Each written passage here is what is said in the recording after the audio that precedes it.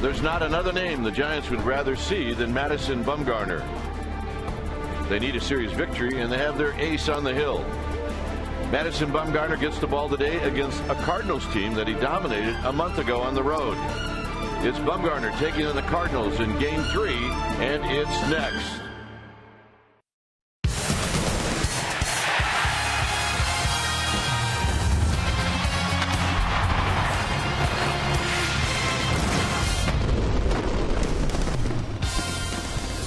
Day baseball here at AT&T Park. Our fans filing in. This is the final game of the homestand and the final game of this 3-game series, Cardinals and Giants. Hi again, everybody. I'm Dwayne Kuiper. Alongside me is John Miller. Mike Krukow is on assignment. He's in bed. Well, the Giants, they need to win this game to take the series. And, John, they got the right guy on the mound, if you think about it, with Madison Bumgarner. But you made a good note earlier. He has scuffled a little bit at home. Indeed he has, and it's hard to figure out why. This is the ballpark that has been very kind to pitchers since it opened 15 years ago. But Bumgarner has a 4.94 earned run average here. The Giants are 3-5 in those starts. On the road, he's got a 1.32 earned run average, including 7 innings of shutout pitching in St. Louis about a month ago. So Bumgarner, like Lincecum and Hudson, Kane, trying to get the home thing turned around today. And a win gives them a win in this series. By the way, Hunter Pence is leading off this afternoon. Should be fun. All right, when we come back, Amy G, she's going to take a look at what's happened with the rotation. The last 4 starts have been fantastic. Amy G will take a look at that right after this.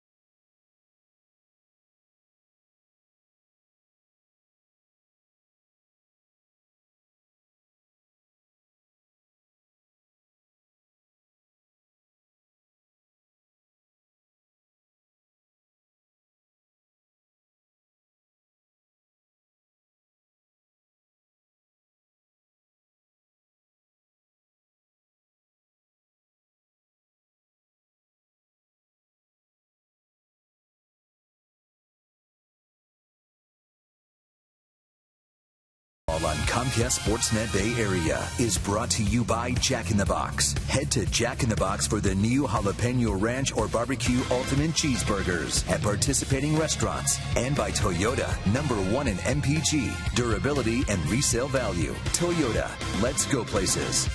Your San Francisco Giants getting set for a day game rubber match. Today, they have a chance at winning the series against a very good St. Louis Cardinals club. Welcome back to the broadcast. I'm Amy Gutierrez. And it's fair to say the Giants have certainly had their struggles over the past few weeks. And looking to put an end to the free fall, manager Bruce Bochy called upon his starting rotation, and they have certainly stepped up. It's our McDonald's True Stories. Today, we're going to take you back to Matt Cain's start against the Reds. And since the starters have combined for a 1.20 ERA. That's 4 total earned runs in 30 innings.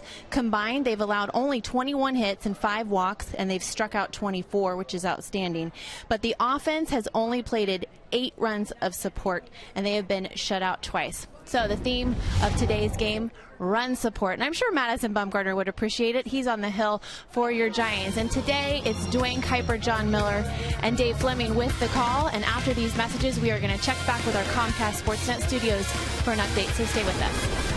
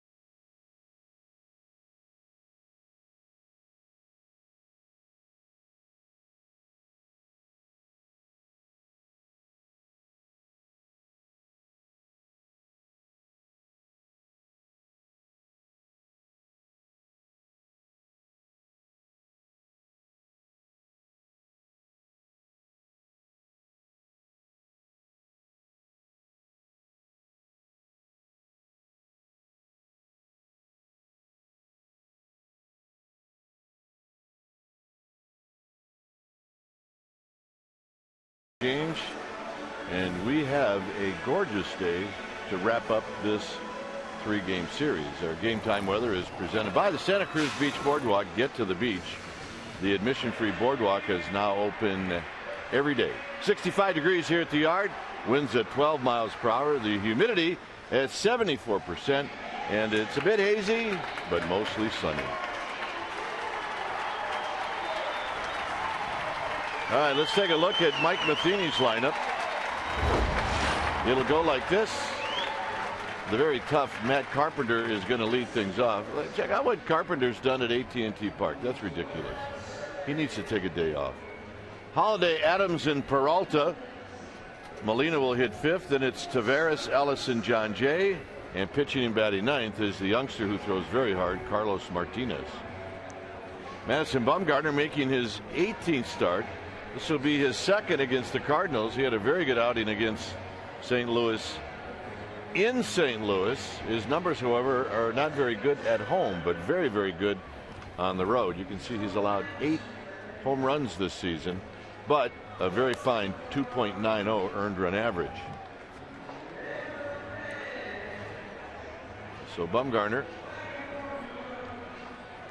on the hill and playing behind Madison Bumgarner. The defense will look like this. In the outfield, from left to right, it'll be Colvin, Blanco, and Pence. From 3rd to 1st, Sandoval, Crawford, Panic, Duvall. So a couple of youngsters on the right side of the diamond. Buster Posey will do the catching. And as we mentioned, Madison Bumgarner in his 18th start. He'll be on the hill.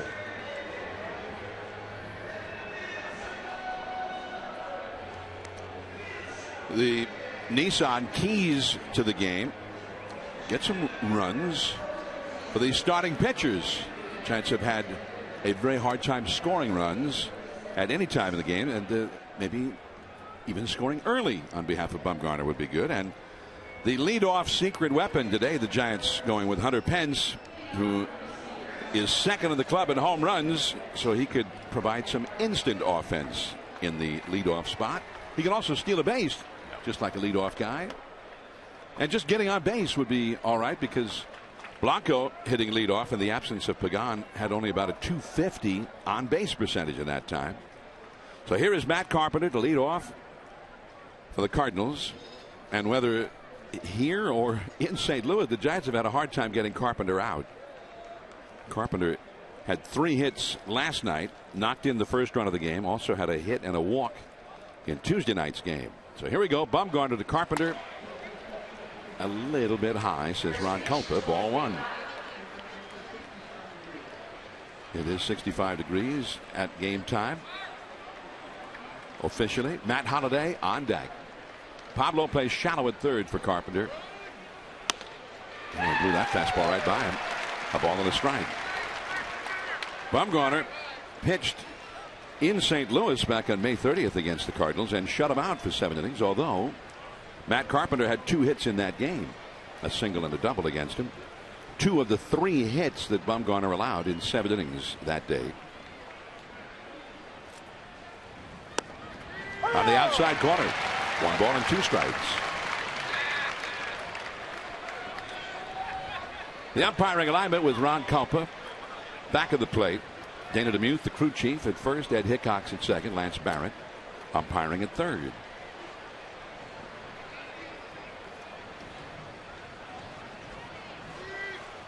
High and tight, that spins him around. And it's 2 balls and 2 strikes. I asked Bruce Bochy if he had a theory as to why Bumgarner has struggled so much here and yet done so well on the road. He said if they knew what it was, they would have fixed it already. I can see that.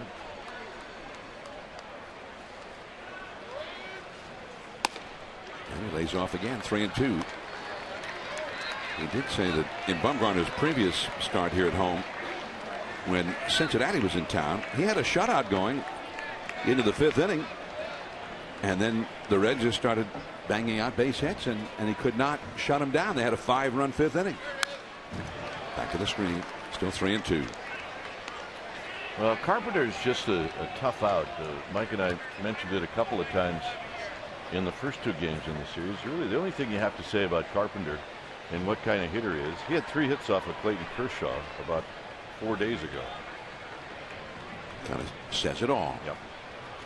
3-2 the count. Just off the outside. Bumgarner wasn't so sure. And Carpenter coaxes a walk out of it to start the game. Carpenter, you can see why he's got such a high on base percentage, 378 on base average coming into this one. So he doesn't have a whole lot of speed. He doesn't steal bases like the prototype leadoff man, but he gets on base a lot. As does this guy, Matt Holliday, who's not hitting many home runs this year, only 5 homers, but he has a 371 on base. Off the end of the bat, Colvin started back, now comes racing in, back to first, and a little bit offline to Duvall. Carpenter is back. Well, Colvin saw the big swing by Holliday, and he just assumed that this was hit on the sweet spot, and then he realized that he got it towards the end of the bat. I don't know if he made the catch fairly easily, but it did give Carpenter some thoughts about maybe that ball was going to fall in. Oh, Matt Holliday, who's hit a lot of home runs over the years, is a great, big, strong guy. He takes a big swing, you just figure, I better get back. Yeah, or at least freeze, and that's what he did. Matt Adams. That is high and foul, and back into the crowd, off to the left. Strike one. One out. Carpenter at first. Matt Adams hitting .319. He's got 9 home runs. He was not hitting the long ball until after he came back from the disabled list. As you see, Johnny Peralta on deck. And the curve is off the outside. 1 ball, 1 strike. Adams, when he got to the Cardinals spring training last year, big, hit with fabulous power, and so the Cardinal coaches started calling him the Babe. And he does remind you of those old pictures. You see it, the Babe, the Bambino. Huge. And the ball does jump off his bat. He was one of the reasons why they did not attempt to re-sign Carlos Beltran, who became a Yankee in the offseason. They wanted him in there every day. 3-1 the count. Johnny Peralta, the cleanup hitter, is on deck. Mike Matheny, he'll be the National League All-Star manager this year for the first time. The last 4 seasons, the National League has been managed by either Bruce Bochy or a Cardinal manager. Giants have 3 infielders to the right of second now. And he tries to bunt one to that wide open third base spot, but it goes foul. 3-2. Well, there are some that might say that's fine. The most Adams is going to get is a single. He's hitting third for a reason. But in a lot of ways, it's not a bad play. They say that he has defeated the various overshifts that have been played against him more than any other hitter in the league this year. Rips that one foul into the crowd. You see him swing like that, and that's when you say, okay, bunt, go ahead. Yeah, we'll give you that one. Fan that made a nice catch, and he handed it to a kid sitting in front of him. That's a good fan. Now he gets to make me look like a goofball. That's it, of course. Part of the deal. 3-2 the count, and Carpenter back to the bag. It's not that Carpenter never runs. He has 3 steals and 4 tries this year. He just rarely takes off. And the first base coach, Chris Maloney, whispered something to him there. Adam Duvall on the bag with him. Nobody at third base for the Giants. Pablo is the shortstop now. Everybody else to the right of second. There you see it. Struck him out. 2 down. Well, let's see if this pitch was elevated. Just right around the belt. And I do believe Matt Adams might like to have that one back. So 2 down. Here is Johnny Peralta. Big guys do not like to miss belt high fastballs. Peralta. Oh, go ahead. Especially if they call you the Babe. Yeah. The Babe never would have missed that one. The real Babe. But Bumgarner, the Giants will be hearing from Adams later in this game. Ball one to Peralta, who is the Cardinals home run leader. He's hit 11, which is why they picked him up. Giants saw him in the World Series year before last as a Detroit Tiger. .239 average, .321 on base. Cardinals have hit fewer home runs than anybody. They've only hit 48 home runs this year. That ball is hit high and deep into left center, but there is Colvin. He missed it. He lost the side of it, and it doesn't matter. Colvin went over as if he were waiting for it, and then all of a sudden he spread the palms upward as if to say, where is it? I have no idea. And it didn't matter. Into the seats, a home run, and it's 2-0 St. Louis. Well, I think we all thought that he hit it pretty good. And then Colvin tricked us. He couldn't see it. And coming into this at bat, Peralta 0 for 6 lifetime against Bumgarner. And it's in the first row. 12th home run of the year for Peralta. And the curve misses. Well, it was funny. He moved over and back a little bit as if he had it all sized up. And then said, anybody have any idea where this one is? And it's 2-0 now to Yadier Molina. That's the first time that Peralta has had a hit against Bumgarner of any sort.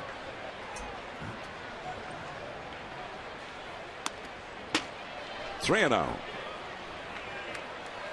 But this is a very difficult outfield, especially left field. I remember in the early years of this ballpark, Barry Bonds had some real struggles out there in left field. On a day like today, no clouds at all, bright glare of the sun.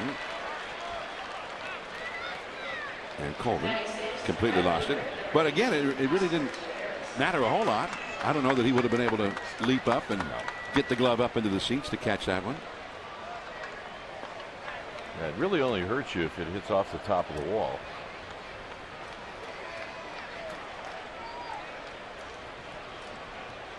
Second walk issued by Bumgarner in this inning. Very unusual.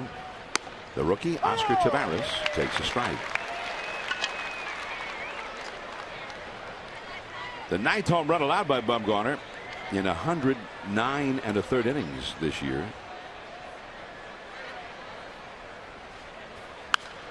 That goes back out of play. 0-2 the count. The Cardinals with only 49 home runs now with that one. The next fewest home runs hit by any team, 57 by the San Diego Padres. 8 more than the Cardinals. Check swing. 1 ball, 2 strikes. That is kind of a stunner, especially when you figure the Padres play their home games at Petco Park. You're right. If somebody would ask me before this thing started, who got more home runs, the Cardinals or the Padres? It would have been an easy answer. Absolutely. There goes the runner. Taveras skies one. And here is Blanco. And that's the inning. Johnny Peralta hits a home run. Hunter Pence leading off for the Giants. Coming up, Panic Posey behind it when we come back.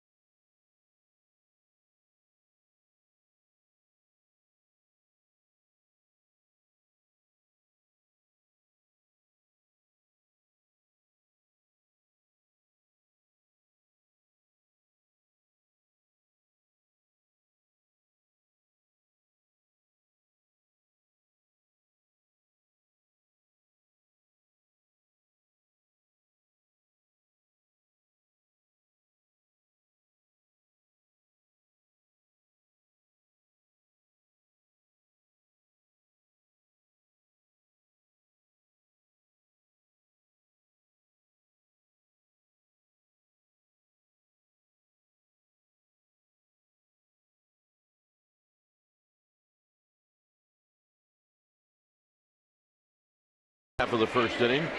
And here's Bruce Bochy's lineup, and it's brought to you by Coors Light. It'll be Hunter Pence leading things off, and you can see in that leadoff spot, he's done it before 33 times. He's hitting .271. Panic, Posey, and Sandoval. Colvin, you saw him in left field. It'll be Duvall hitting 6th. Then Crawford and Blanco, and Bumgarner hitting 9th. Carlos Martinez is on the hill. 29 relief appearances, but this will be his 4th start. And you can see left-handers much better hitting off of Martinez than right-handers. He can go anywhere from 96 to 100. He's got a little bit of a breaking ball. He throws a changeup, but his bread and butter is the fastball, and you're going to see a lot of that today. Behind Martinez, it'll be Holiday, Jay, and Tavares in the outfield from left to right. And Molina will be doing the catching. Carpenter, Peralta, Ellis, and Adams from 3rd to 1st. And the Giants' new leadoff man, Hunter Pence, stands in. And it's a called strike. That one in at 90 miles an hour at the knees. Pence hitting .295, 3 for 8 in the series. He's got 11 home runs. Tavares, one away. Well, Pence is gone, and now Joe Panik.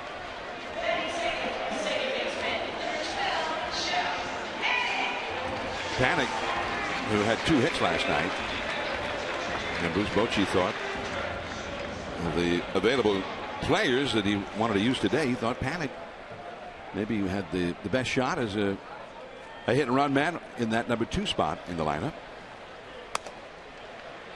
Thinks he handles the bat well. And he had not been getting many hits, so the 2-hit game may have played into that line of thinking as well.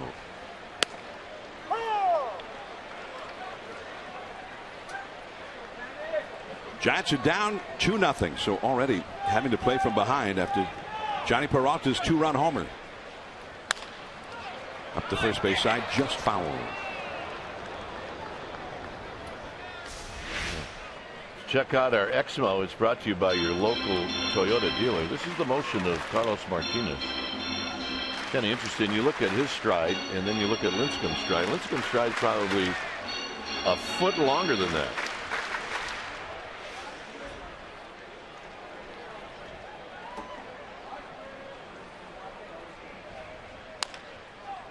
And also foul to Roberto Kelly. 1 ball and 2 strikes. Carlos Martinez from the Dominican Republic. He's only 22 years old. And he didn't have a very strong regular season for the Cardinals last year. 21 games, a 5.08 ERA. He was a key man in the postseason. That one at 97 miles an hour. 2-2 the count to Panik. In fact, he was in 12 games in the postseason last year, which tied a rookie record for the postseason, most appearances. 2-2 the count. And in the league championship series, he was lights out. Was in 4 different games against the Dodgers and never gave up anything. 4 2/3 innings, no runs, only 1 hit allowed. Helped them get to the World Series. 3-2. And he opened this season in the bullpen again, but they've had so many injury problems decimating their rotation that Martinez made the move. This is his 4th start. Popped up. Carpenter. You can see he was battling the sun. There's a lot of wind blowing as well, but he got it. 2 down.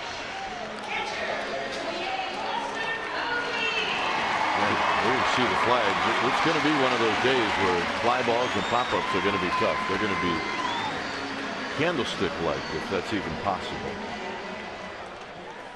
Here's Buster Posey now. 288 average, 9 homers, 41 driven in. And there's a fastball crackling in there at 97, 0-1. Pablo Sandoval on deck, 2 down, bases empty. And he chased that slider quickly. 0-2. Giants did see Martinez working out of the bullpen when they were in St. Louis, and he had a bad game. He was struggling in the bullpen at that time, late May, and they beat him. He came on in the 8th inning, and the Cardinals were ahead 4-3, and the Giants put 3 on the board against him.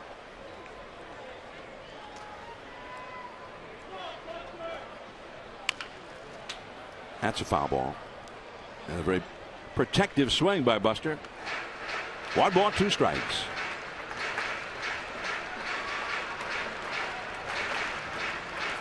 Giants are only 2-7 on this homestand so far. Although the crowds themselves have been very enthusiastic. They've been waiting for something to cheer about. Off the end of the bat. It is in there. Base hit.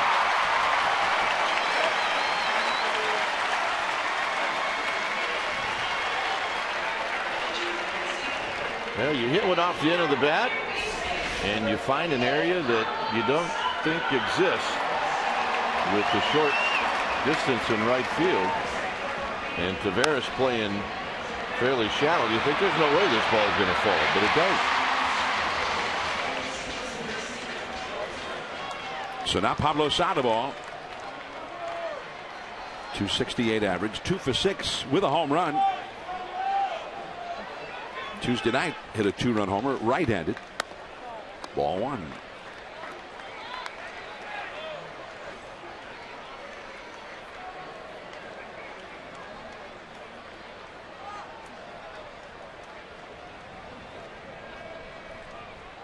Giants down by 2, 2 out. Runner on. And a high foul coming over Carpenter in a hurry, but runs out of room. The field level party area got to him there. Now, plus Blake Holsworth, our third base ball dude, it's kind of been a tough spot. He's got to get the heck out of there, and I think he did. You can't tackle that guy. You got to let him try to catch it. You can't stand up and say, hey, you're not allowed in here. You can't even call for it. Pablo chased one that might have bounced, and it turns into an easy out for Matt Adams, and that is the inning. 1 hit, 1 left, 2-0 St. Louis on to the second.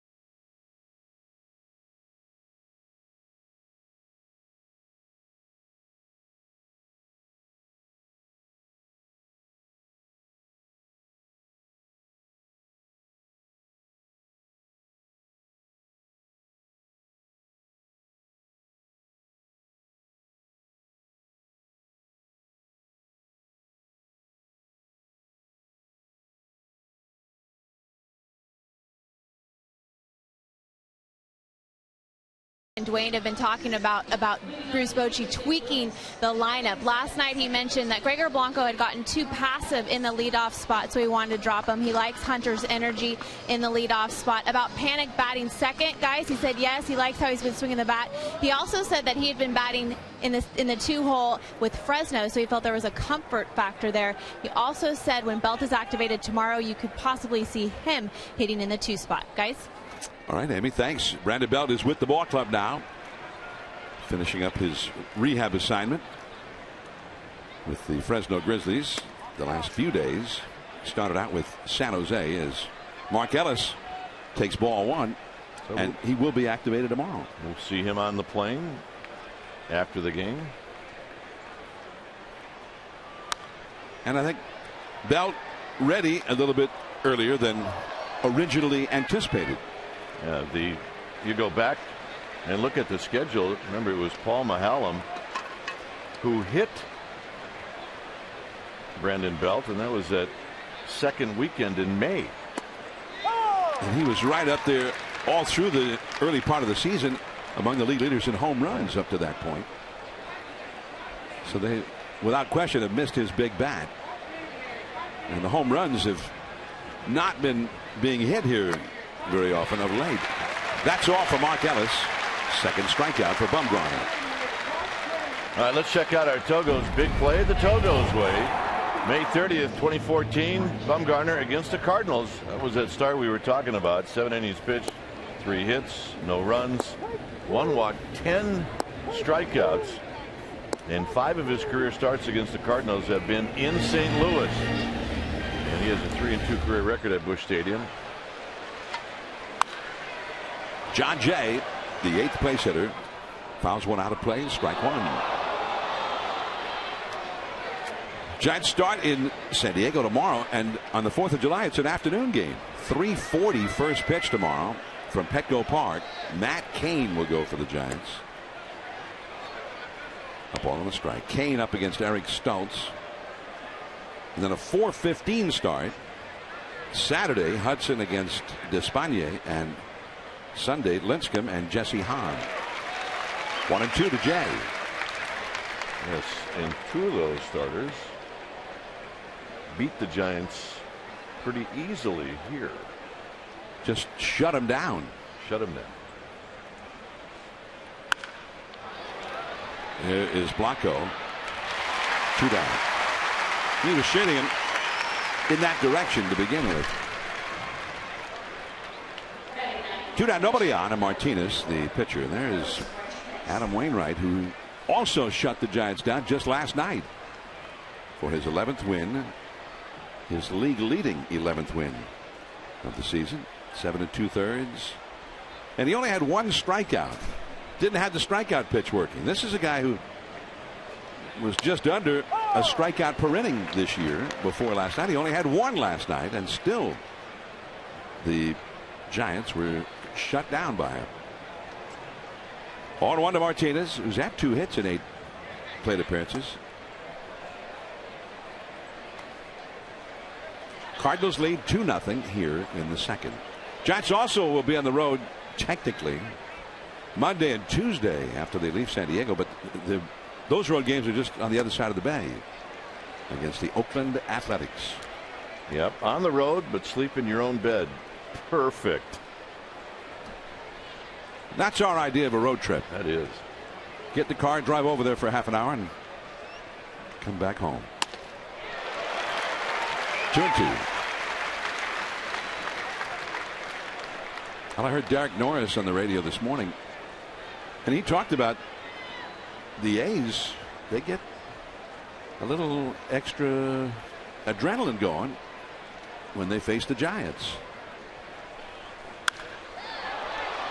There's Blanco.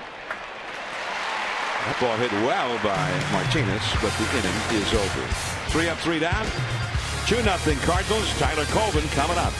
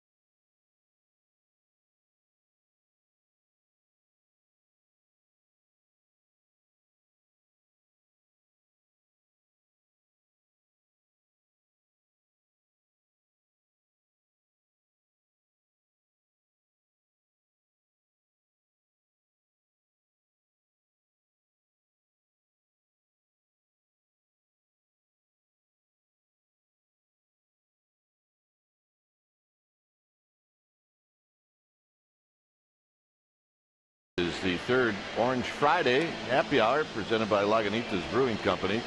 Come on out and hear Mowgli's, an alternative rock band, as they'll be performing live in Seals Plaza pregame from 5 to 7. You need a special ticket for this, and you can call 415-972-2298 or visit sfgiants.com/special events. A couple of our good Giants fans. A Johnny Peralta home run in the first inning with the man aboard is giving the Cardinals a 2-0 lead as the Giants come up here in the bottom of the second. Cheers. Cheers, John. Cheers. Always looks like fun. That's a boat where apparently everybody always knows your name. Yep.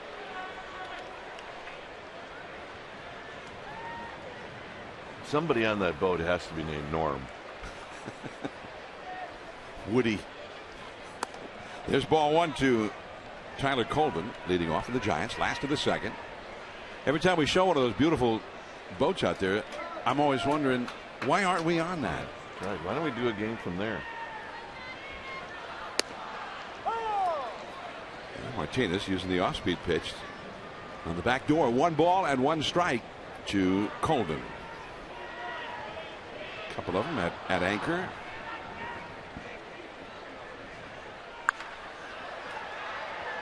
Along the left field line into foul ground and in amongst the spectators is the left fielder Matt Holliday gave chase, and he tossed it back into the seats for a souvenir.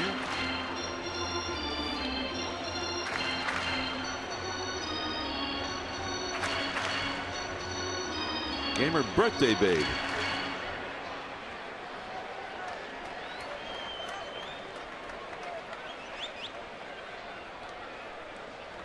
It's like a dress-up party. Yep. That too is back out of play. A 98-mile-an-hour fastball from Martinez. 1-2. He's got it.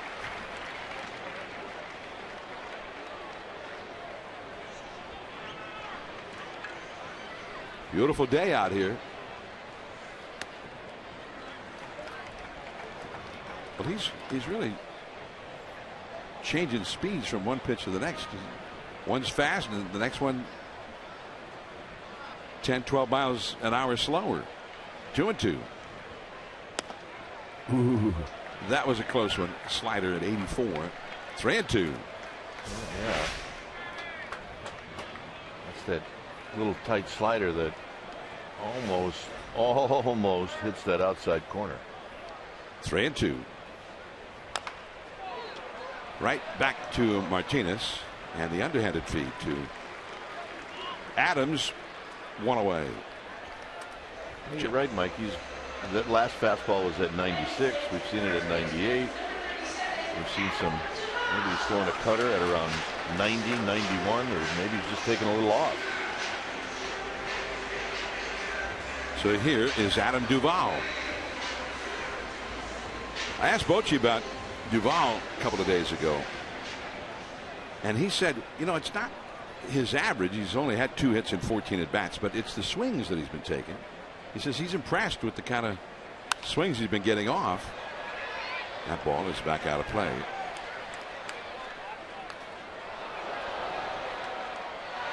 And a fan on the rebound caught that one. Well done.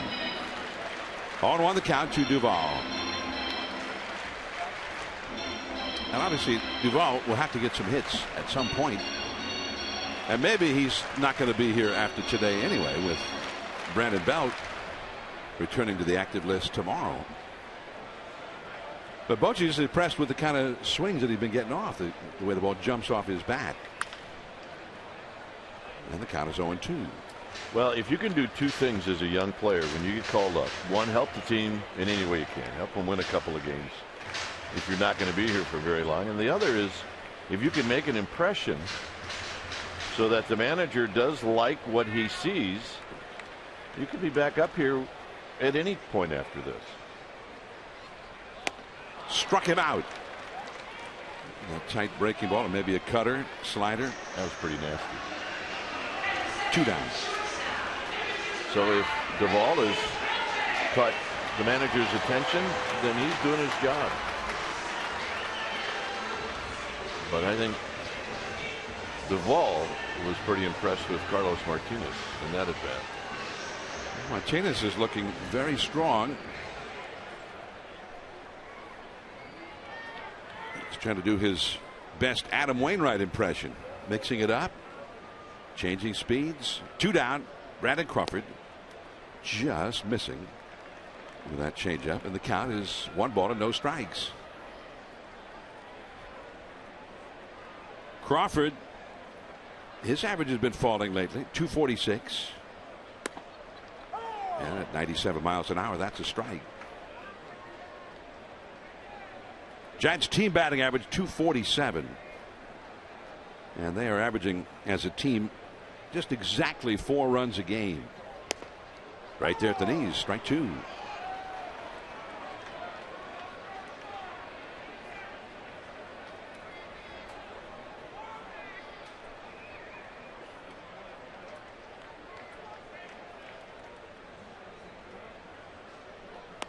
And he struck him out, and he changed speeds with him again. Yes, he did. That was a nasty pitch, and he threw one to Duvall just like it.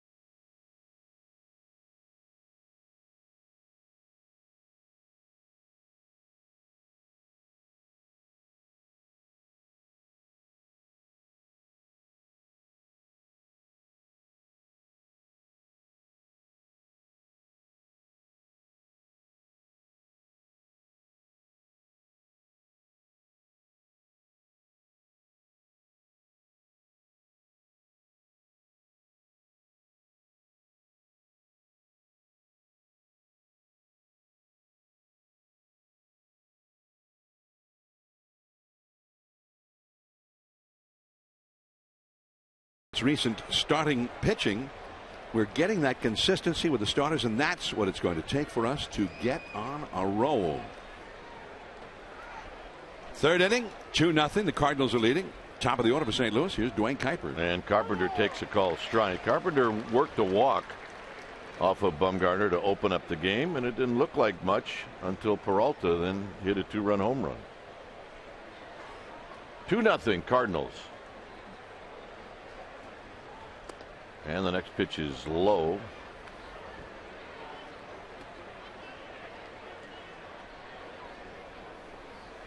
See, the last 7 games, the starters, 7 walks, 40 strikeouts.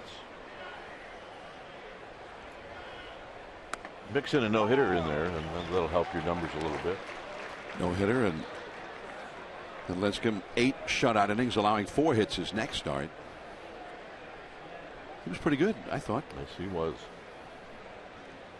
1-2 to Carpenter. Matt Holliday on deck, and then Adams.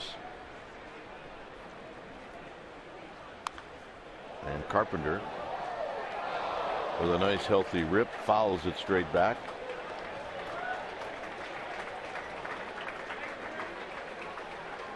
Just scare this little girl. Yeah. She's getting closer to Dad before the next pitch. It's 1 ball and 2 strikes to Matt Carpenter. This is just a tough out. I'm always shocked when I see Matt Carpenter and his average is not above 300. Well, based on what he's done against the Giants, I'm shocked that he's not leading the league in hitting. That's true. That is an absolute fact. Here's the 2-2. And Carpenter almost walked into it. It's 3-2. Bumgarner thought he had Carpenter struck out. He did not agree with a Ron Kopa call in the first inning. So you'll have to go after Carpenter here. And this is line fair down the right field line. It's going to kick to Pence, but Carpenter is going to be at second base with a leadoff double. Well, this was just barely fair, and then it hit right at the point where the stands come out closer to the foul line, and it bounced sort of laterally, and Pence, who didn't know if it was going to go past that spot and into the corner and have to go dig it out, or if it was going to ricochet out more in his direction, and it did neither. Easy double for Carpenter. Here's Holliday, who hit a fly ball to left field in the first. So that's the second hit off of Bumgarner. Holliday on the ground sharply to Panic, and Panic did a wise thing. He checked on Carpenter, and then he had to hurry the throw over to first to get Holliday. But Holliday's thinking, well, hey, that's a productive out. But because I think it was hit a little bit on the line, Carpenter froze and couldn't move. Well, it was unusual. You saw Panic, and Panic had thought this through, apparently, knowing that Matt Holliday is no longer a very fast runner. Knew that he had time to completely freeze Carpenter and still throw out Holliday. Here's Adams, who takes low. And if Carpenter had taken off the third, Panic might have thrown him out. Yep. And if he hadn't checked on him and just thrown to first, it may very well have been that Carpenter would have tried to make it to third. 1-0 to Adams, who takes a breaking ball for a strike. Adams struck out on a bell-tie fastball in the first inning. That play, though, it also underscores why ideally a manager likes to have a fast guy at the top of the order. Somebody with the big RBI guys coming up who can take an extra base. Absolutely. Bumgarner spins around, chases Carpenter back.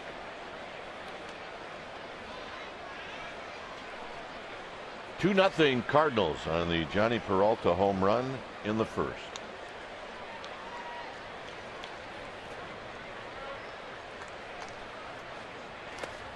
Nice block by Buster Posey. 2 balls and 1 strike. Cardinals are 5-5 in their last 10 games. The Giants are 3-7. And 2-7 on this homestand. 2-7 on this homestand. Yep. They did win the last 2 games of the road trip when they were in Arizona. Home has not been friendly. Hit on the ground to Duvall, and Duvall will take it himself. On the plate, Carpenter moves to third. So Bumgarner now will face the guy who took him deep in the first inning. This was the home run. The only thing that tricked us was Tyler Colvin, who acted like he was underneath it. Then come to find out, he had no idea where it was.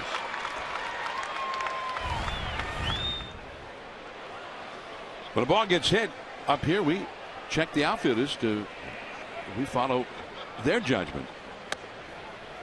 I have to have a talk with Tyler on the plane. If you don't see it, immediately signal. That's right. Help us out. That's what it's all about.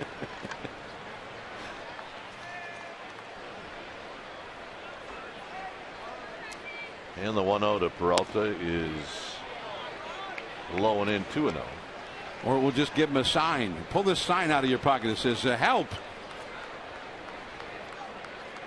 Larry Walker was a guy who used to intentionally, he was so good, he would intentionally torment the broadcasters. On a ball that was going to go on the second deck, he'd act like he was tapping the glove to catch it. So you think he got some joy out of that? I think so. I think he did too.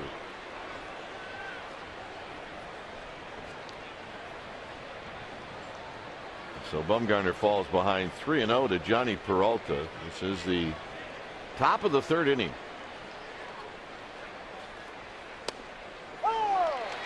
Three and one. Well, if a guy's good at it, you can get a broadcaster every time. Walker, he was one of the best right fielders in the game for many years. Absolutely. 3-2.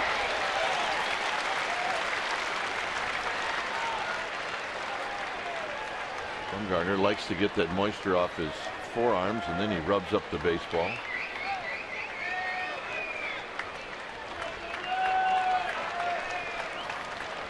Carpenter at third.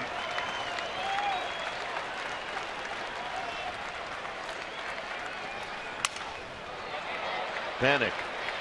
Backpedaling. Side retired. So Bumgarner pitches through the leadoff double. Blanco's going to lead things off.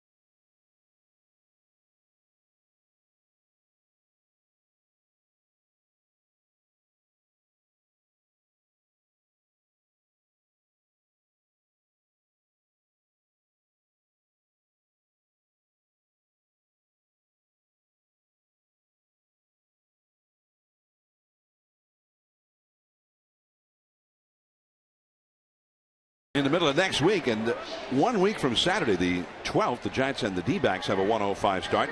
Get to the park early that day as the Giants honor the 25th anniversary of Dave Dravecki's heroic comeback game with the Giants. Hear from Dave as well as from some of his teammates as they talk about Dravecki's courageous journey to pitch again in the majors after battling cancer. The first 20,000 fans receive a commemorative Dravecki pin courtesy of Dignity Health. Visit sfgiants.com/tickets, and we'll see you here a week from Saturday for Dave Dravecki Day on July the 12th.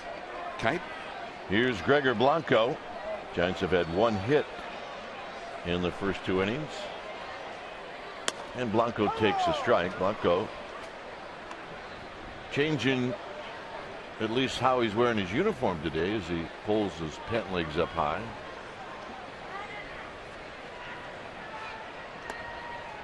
Blanco has 2 at-bats against Martinez like that. He's got 2 hits.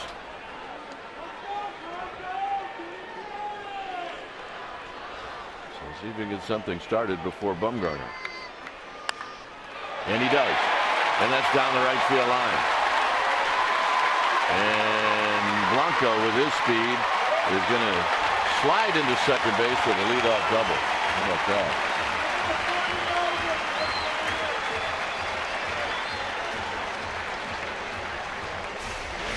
See if this pitch was middle in. Yep. Give him a little cutter or slider and hit it right over the bag. Hit that wall again. And with the speed of Blanco, however, it doesn't matter what it was going to do down in that corner. So here's Bumgarner. See, he's got 8 hits in 36 at bats. 2 of those 8 hits have left the park. And he takes wide 1-0. The Giants' scouting reports on Martinez are that he, although he throws very hard and he's been changing speeds well, that he will tend at times to be wild in the strike zone. Yep. And also they said he can struggle a little bit out of the stretch.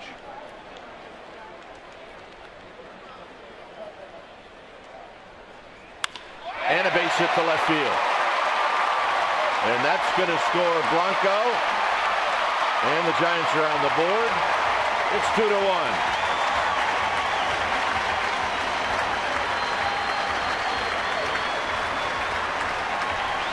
All right, let's check out our Ford right choice. And that was Madison Bumgarner with his 8th RBI of the season as this knocks in Blanco. So the bottom of the order doing some damage here in the 3rd inning. Blanco got a very bad jump on that line drive, as he apparently was just not sure off the bat if it was going to be caught by somebody. But Matt Holliday just did not have a very strong arm out there in left field, so he was able to score it anyway, and he scored easily. So here's Pence.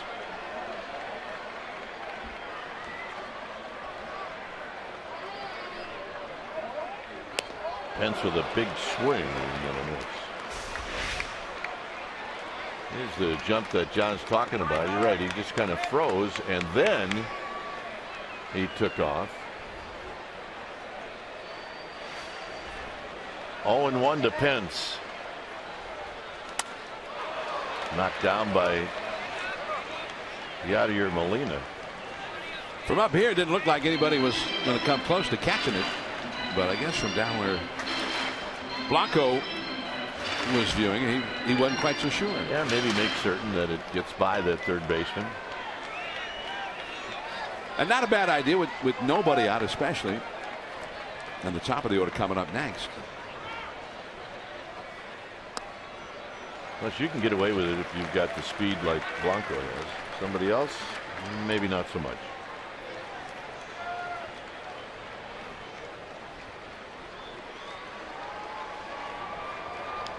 On deck is Joe Panik.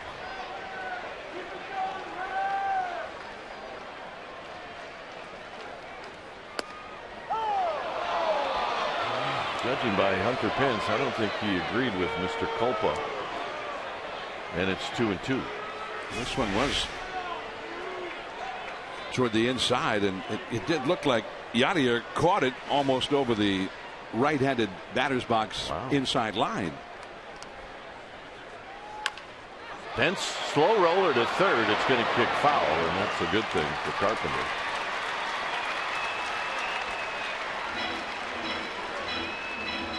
Hunter Pence is a big guy, hits with power, but last year had 20 infield hits, 2nd most on the team, and he's right up there at the top of the team again this year. In fact, last night had an infield hit.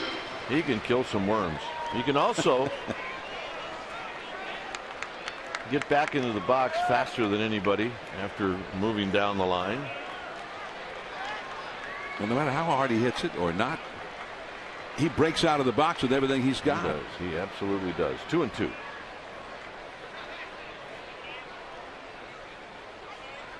Got him. 3rd strikeout. And here's Panik.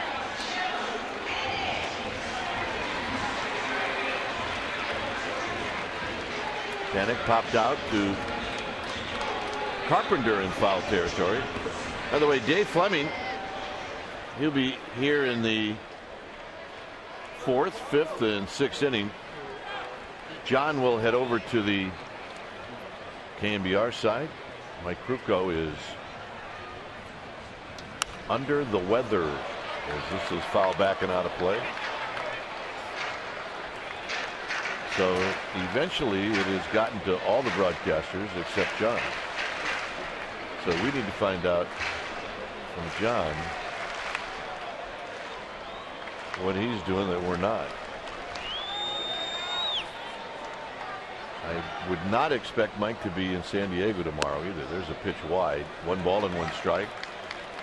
Saturday, John and I are doing the game on KNBR. It is a nationally televised broadcast, so maybe, keep your fingers crossed, maybe we'll see Mike on Sunday. If not, that's okay too. Just get well. The 1-1. On the ground to Adams. He steps on the bag. He's going to throw Bumgarner, and he hits Bumgarner in the back of the helmet. If you're Adams, you got to make a move inside or go the other way. Go towards the outfield. Because Bumgarner's not going to get down the line. And what he did is he tried to do the lob over Bumgarner. Well, Bumgarner right here, remember, he's 6'5", and that's a little love tap.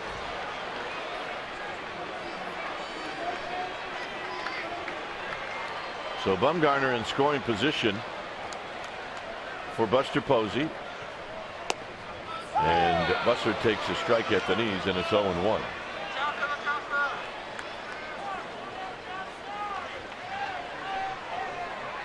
See the RBIs with 2 outs, second most in the major leagues. The look to second, the pitch, and it's low and away. 1 ball and 1 strike. Pablo Sandoval is on deck. Giants are on the board here in the 3rd. It's 2-1 St. Louis, and the Giants starting pitcher Madison Bumgarner has had everything to do with the Giants being on the board. He stands at second, and Posey shoots this one to Carpenter. Carpenter throws him out, and that'll end the inning. So defense has been good for the Cardinals in this series. Dave Fleming will be in. John will head over to the KNBR side. 2-1 and Cardinals.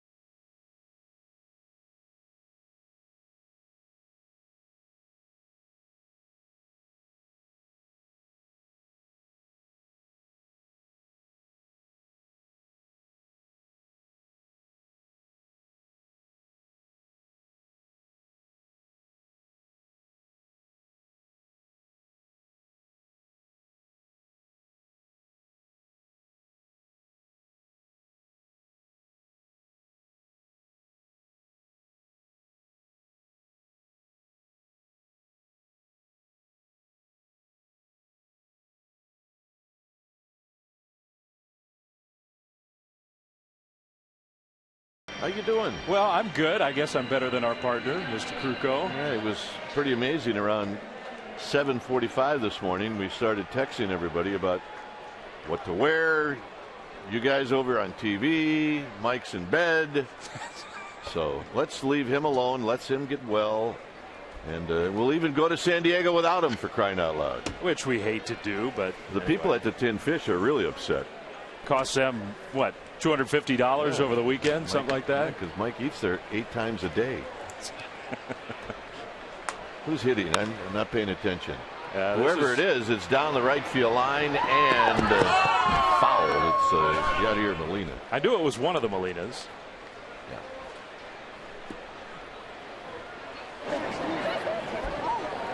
Well, we are happy that happened. I've got 3 who were born Giants fans. Responsible for 3 new ones, relatively new. Yeah. And they're pretty good fans, too. They are. The 0-1 to Molina is a breaking ball, 0-2. They're waiting for us in San Diego. Yeah, might we see them at the park? I think we might. We'll also probably see, what, 15,000 other Giants fans there? And I believe this is going to be the biggest crowd ever. And Molina is going to stroke one into left center field for a base hit. So Bumgarner now 3 out of the 4 innings has allowed the leadoff hitter to reach. It just feels like it's one of those days for him, doesn't it? Yeah. It's just not going to be easy. Nope. But he's got enough stuff where he can grind out and get outs. But he's had games where he's just mowing guys down left and right. That is not happening today. Here's Taveras. Taveras with a big swing, and he comes up empty.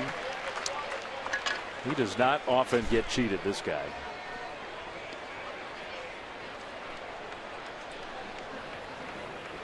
He likes to freewheel it. There's no doubt about that.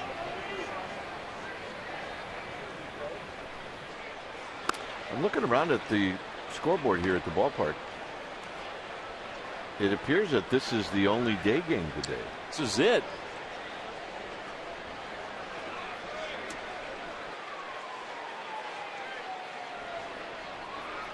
Here it's 1-1 to Taveras. 1-2 to Taveras. Well, that almost doesn't seem right. Yeah. I mean, what, a Thursday? You think a lot of getaway days. Yeah. But all night games. Dodgers go to Coors. Yep. 4-game series.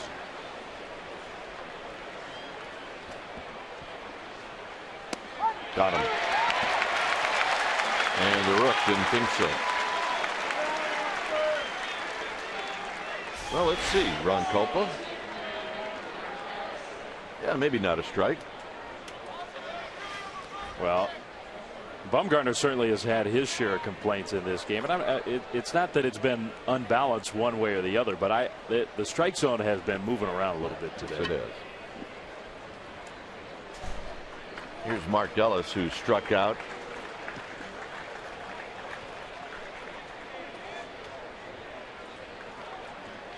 Ellis hitting under 200, which seems very odd.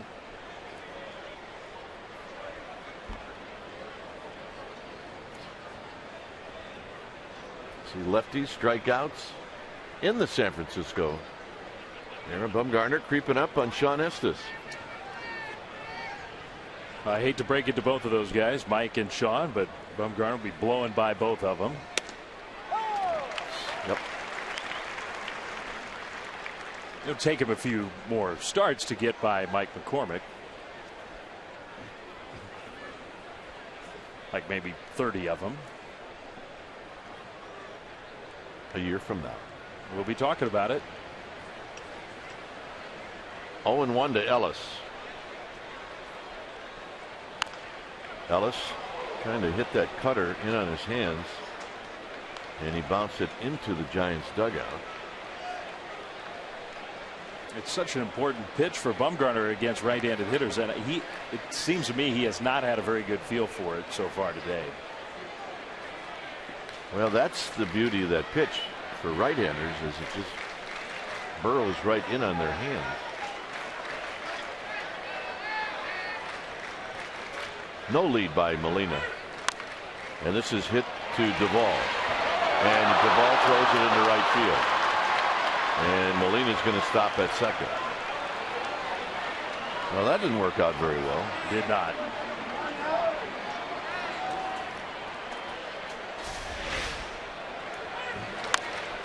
Well, he picked up the target. I didn't look. I think he did everything right, except he just airmailed it. I mean, he didn't try to rush it. Took his time. Picked up the target. The only thing I could think of is maybe he was trying to lead Crawford a little bit. He had the nice throwing lane, unlike Matt Adams, who got himself blocked off by Bumgarner last inning. So here's John Jay, who had a pretty good at bat against Bumgarner. He lined out to Blanco in center field. And he takes down low, and history will tell you that Jay sees the ball pretty well out of the hand of Madison Bumgarner. He's now 4 for 10 with a couple of doubles. Molina at second, Ellis at first, and this is out of play down the left field line. Well, this is a huge at bat in this game. You got the pitcher on deck next, so even with the error, the defensive mistake, you're at the spot in the lineup where you can work around that mistake. But John Jay sort of the key, I think, for the Cardinals here. Well, plus it's a shutdown inning. Yeah. 1-1 to Jay.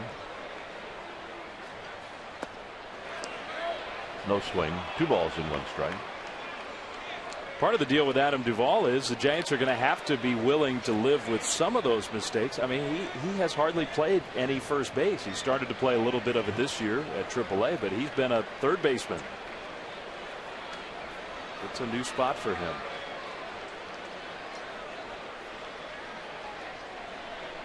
So Bumgarner now will have to try to pitch through that error. It's going to cost them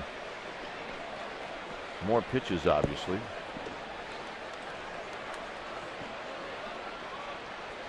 Sets right at the chin.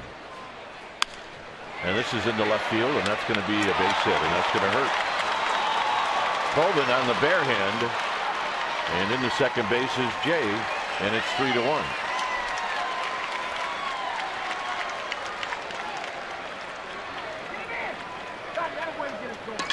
So John Jay seeing the ball pretty good against Bumgarner, just taking it the other way. And Dave Righetti's going to come out. Well, you said it coming into the at bat that he had been comfortable in the past against him. He looked very comfortable with that swing, and that does hurt. The mistake has turned into a run. Molina should have been out, and maybe the inning should have been over. Could very well have been a double play. And now it's high stress just to limit the damage, try to keep it 3-1. Martinez had a good at bat in the second. He lined out to Gregor Blanco.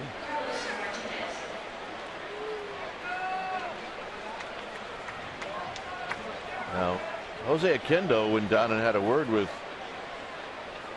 Carlos Martinez.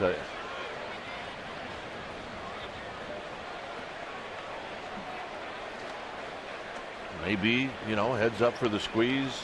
A lot of things going on. Giants pull the infield all the way in. And there's a shot and a base hit.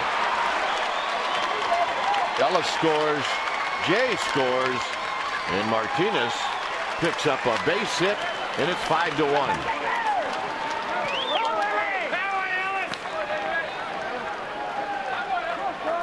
So we watched the Cardinals play terrific defense in this series, and the Giants make a miscue, and it now has cost them 3 runs. Right down the middle of the plate, and Martinez hits it sharply past Crawford. So you pull the infield in, and you're going to see hits like that. And it's really almost the same philosophy that led Bruce Bochy to let Bumgarner swing the bat, and he knocked in a run in the 3rd inning. So here's Carpenter, who's 1 for 1 as he bluffs a bunt, and he takes a ball 1-0. You get a pitcher who can handle the bat, who can hit the ball hard. Your odds go up when the infield is in, when the angles get cut off.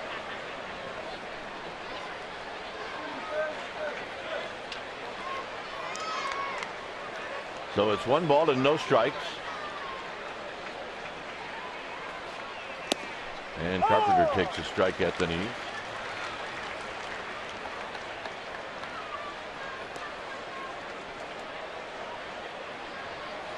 Molina led the inning off with a base hit. Bumgarner then got the strikeout to Taveras. Ellis reached on an error. Jay doubled. Martinez singles. Breaking ball 1-2.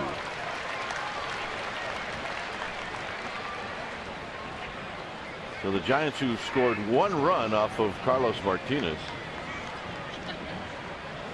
are going to have to get to work once they get into the dugout.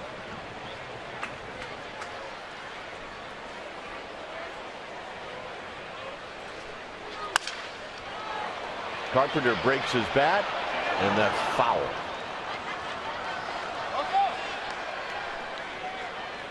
So new lumber for Matt Carpenter.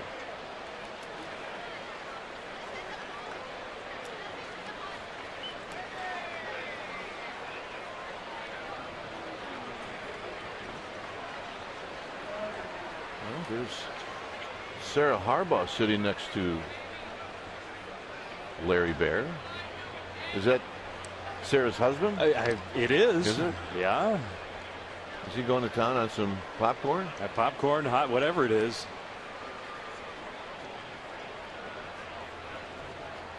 Looking like he's enjoying this day here. Absolutely. Swing and a miss.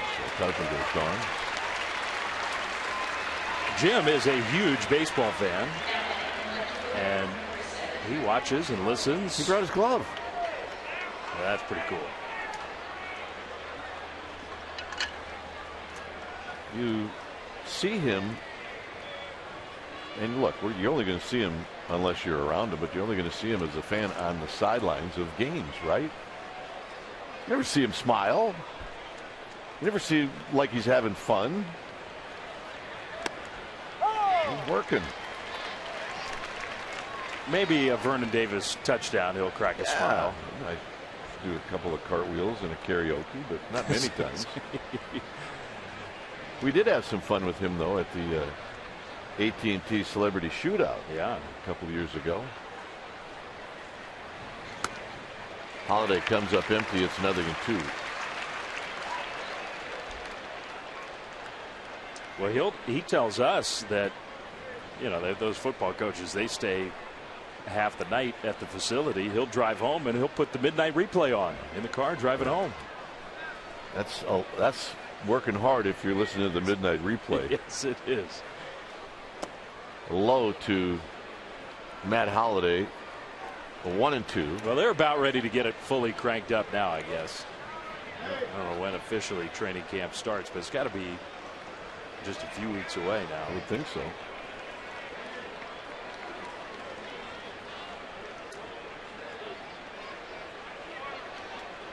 One ball, 2 strikes.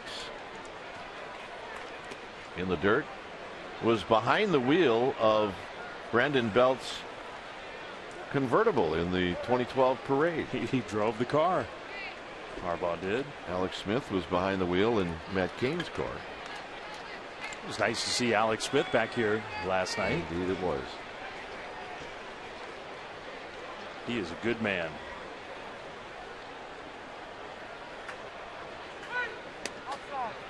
Three and 2, and Bum wanted it, didn't get it. The way this inning has gone, I don't blame him for wanting it to get off the mound.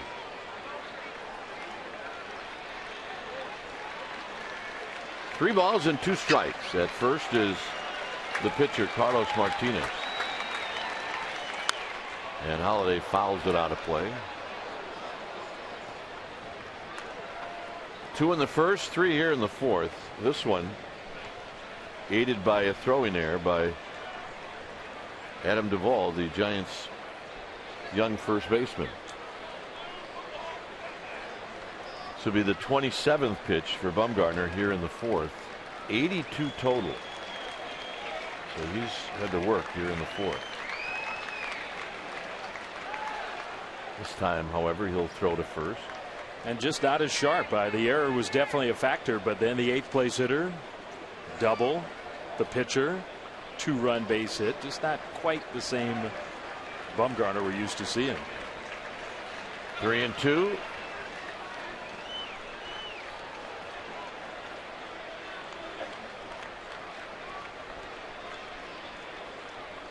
And he walked him.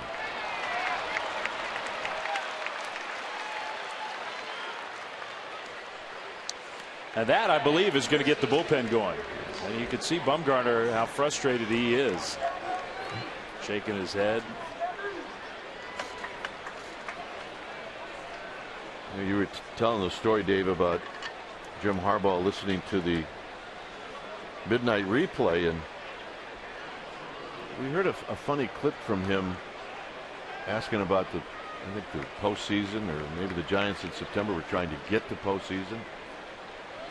And he said, yeah, I listen. I do. I listen to Dave Fleming and those other guys. And it turned out that Mike and John and yours truly, we became those other guys. Why do you think I like him so much? Here's the 0-1 to Adams, and this is fouled out of play. Well, Jim had a relationship for a long time when you were doing Stanford football. I watched Jim's teams win a lot of games. Yeah. Really set that whole football program in another direction. In the dirt, it's 1-2, but I never took the other guys as an insult. Would like to ask him about it, but probably won't.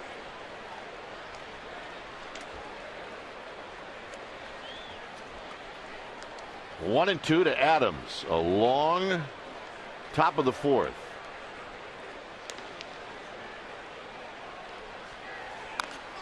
Fouled at the plate. Bumgarner, you can see frustrated that he can't get this inning to end.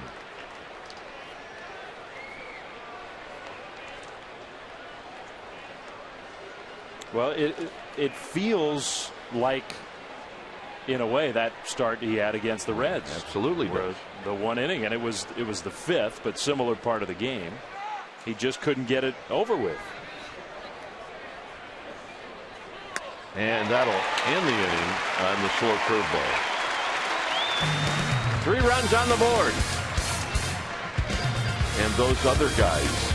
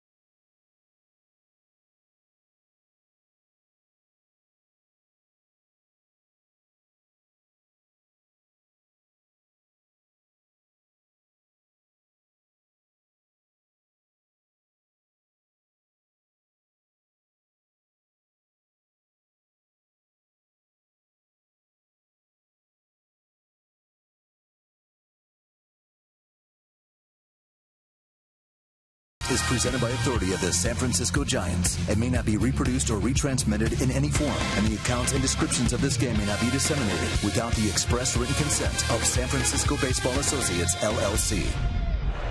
Well, download the Giants official mobile app at the ballpark, a must-have free app for Giants fans. When you visit AT&T Park, you can keep track of your personal win-loss record. You can get in-game video highlights, unlock special offers, and much more. sfgiants.com/ballpark app, the place to go for more info, and it's free. All right, 5-1 Cardinals, and Pablo Sandoval is going to lead things off. Sandoval, Colvin, Duvall. So the Giants, if they're going to make a game of this, they need to get a couple of runs on the board, and it's no balls and 1 strike.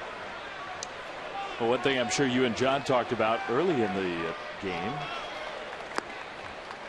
Carlos Martinez has not been able to work deep into starts. He's still making that transition from reliever to starter.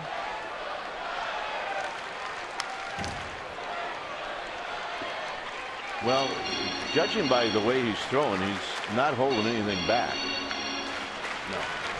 In other words, he's not going, well, I'll hold a little back so I can at least get through the 5th or 6th. He's getting right after it. Here's the 1-2. 2 balls, 2 strikes. But that middle relief, I mean, the Cardinals have one of the great closers in the league. A guy who's throwing the heck out of the ball, Trevor Rosenthal. You get into the middle relief, though, get Martinez out of the game. And you can do that. Take a couple of walks. Yeah. Sandoval's worked the count now to 3-2.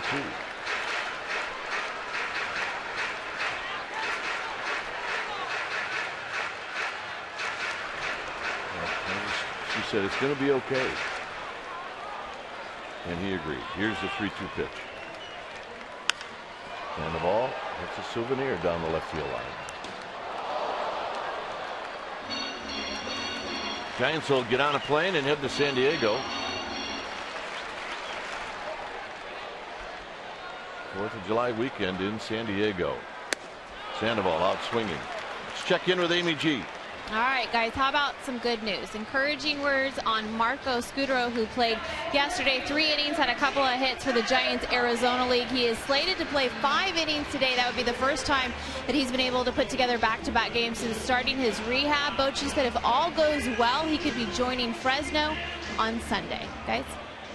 All right, we're all in for good news. Yeah, that's starting to get a little more serious with Scutaro. Yeah, it is. Colvin bounced out in the 2nd inning. Here he takes wide. 1 ball and no strikes. I don't think there's anybody who believes that that back is going to feel good enough to come up and play every single day, just like nothing's wrong at all. That is very true. But I do believe Bruce Bochy thinks that Scutaro could come up, play a few times a week, be a bat off the bench. If they can keep him healthy, that he could really help this team.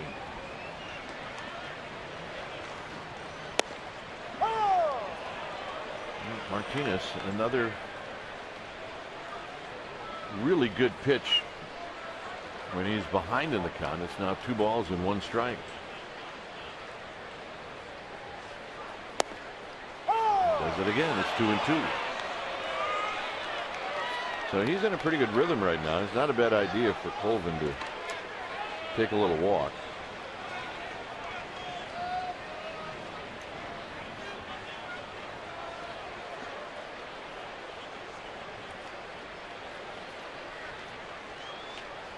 Got him.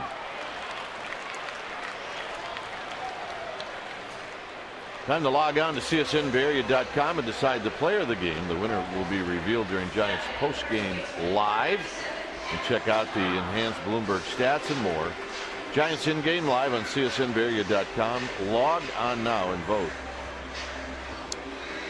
Well, that was a pretty good example of the stuff of Carlos Martinez. I mean, this guy, the results haven't always matched the stuff, but it's premium. Here's Duvall, who takes a strike. That's 95 plus, and then the changeup and the slider.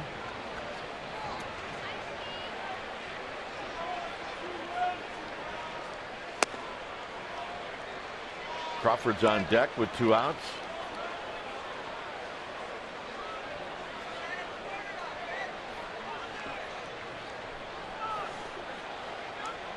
And the 1-1. And that runs in tight to Duvall. Well, you know he'd like to make something happen here at the plate. After a defensive mistake was a big play in the top of the inning.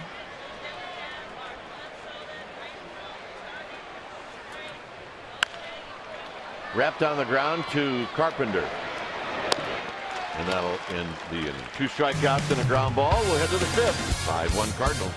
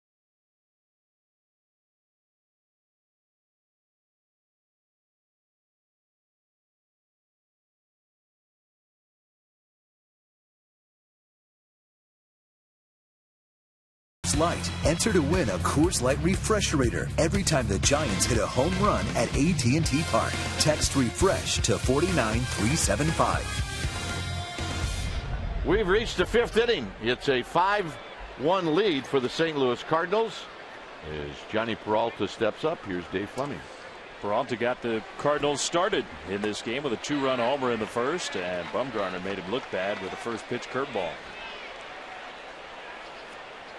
So it has been a big part of the theme of this homestand, and the Giants, it has been another rough 10 days at home. There's strike 2. The cutter over the outside, 0-2 to Peralta. But I think maybe the biggest theme of the struggles at home, the Giants have been playing from behind game after game after game. That one's high, 1-2. And part of that is Giants pitchers giving up runs early, but a big part of it is the Giants have not scored early in games. They've got 1 on the board here today.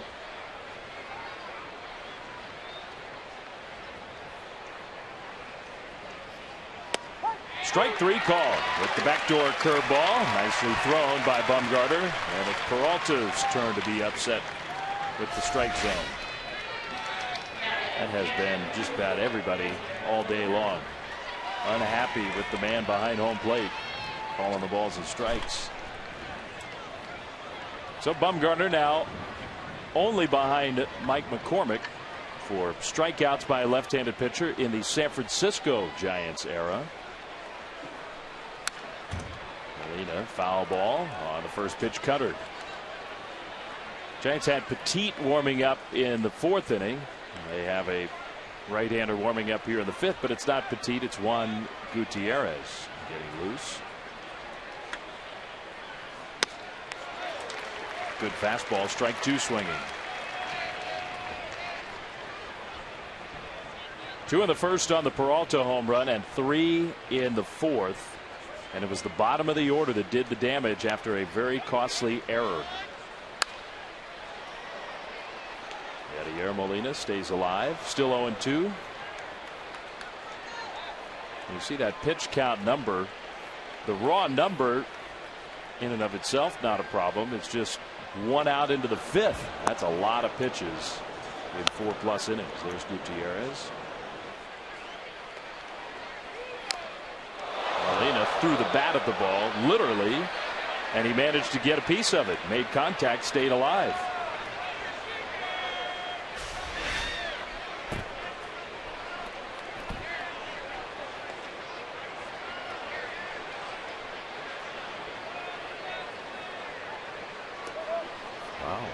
So bats and balls going in different directions.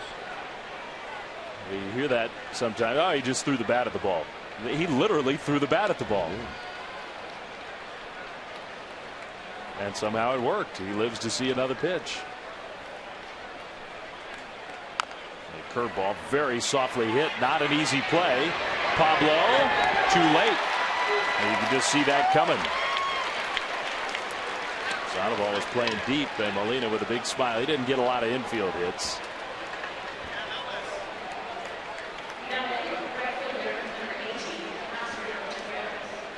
There's Oscar Taveras, the rookie, coming up.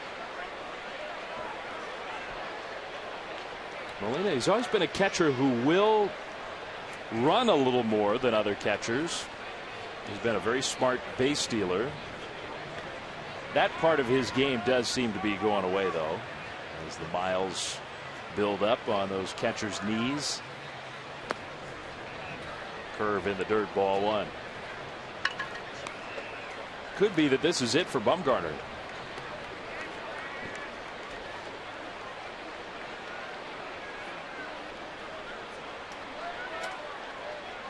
Gutierrez is all warmed up. He's ready to go if Bruce Bochy wants him. Ball 2. Cutter away. Well, the error by Duvall, the throwing error in the 4th inning, I mean, he did a lot of things. One of the things is really tacked on more pitches for Bumgarner. That one is a smash and a great spear by Sandoval. Panic to first for the double play. Wow. Beautiful defense there. Great play by Pablo. So that saves some pitches. And against Bumgarner through the 5th, and maybe that could be a spark for the Giants, who trail 5-1.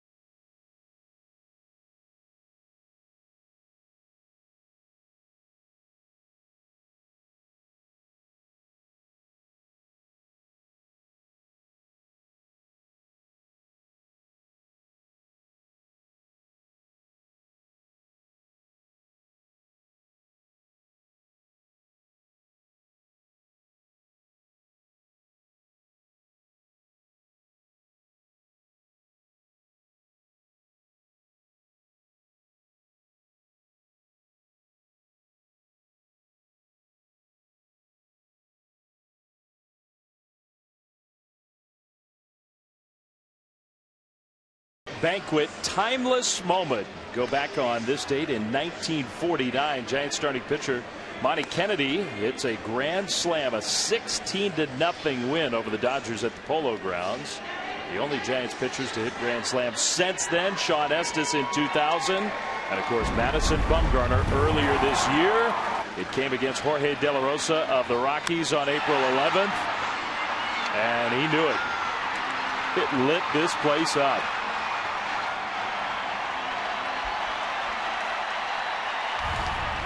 A pitcher's grand slam doesn't happen very often. It does not. Bottom of the 5th, bottom of the order, and probably Crawford Blanco pinch hitter, although the way Bumgarner's swinging the bat, who knows. A backdoor slider for strike 1 call. He's used that pitch a lot. He's got 5 strikeouts. That ties a career high for Mr. Carlos Martinez. Now you might be wondering, well, how is that possible with this stuff? There's a good slider again, strike 2. He's pitched out of the bullpen. This is only his 4th start. 29 relief appearances. So he continues to be a starting pitcher. Those strikeout totals are going to go up big time. Crawford pulls one towards second. Ellis there to intercept it, though. And he throws out Brandon Crawford. The all-time list of grand slams hit by Giants pitchers going all the way back. Freddie Fitzsimmons, who is a really good pitcher, swing the bat a little bit. Yule Watson, Bill Walker. A very rare occurrence. And Bumgarner, the way he's swinging, he may hit another one before it's all said and done. And he does come out on deck as Blanco shortens up to bunt, and he takes a strike. Jim Harbaugh really 20 feet away from Madison Bumgarner, probably wondering how the heck did they get him? How the heck did they get baseball get Bumgarner? He's putting the glove on, by the way. Whoa, Martinez. What a diving stop, but then he couldn't do anything with the baseball. And Gregor Blanco is safe. Martinez is down. I wonder if he knocked the wind out of himself when he hit the ground. It could be. Let's watch Martinez. There's a lunge. and then the belly flop. And yep, that's exactly what happened. Pretty good slide after hitting the grass. The only way that feels okay is if you're going into the pool. On the turf, not so good. No. So he is a little dazed by that one.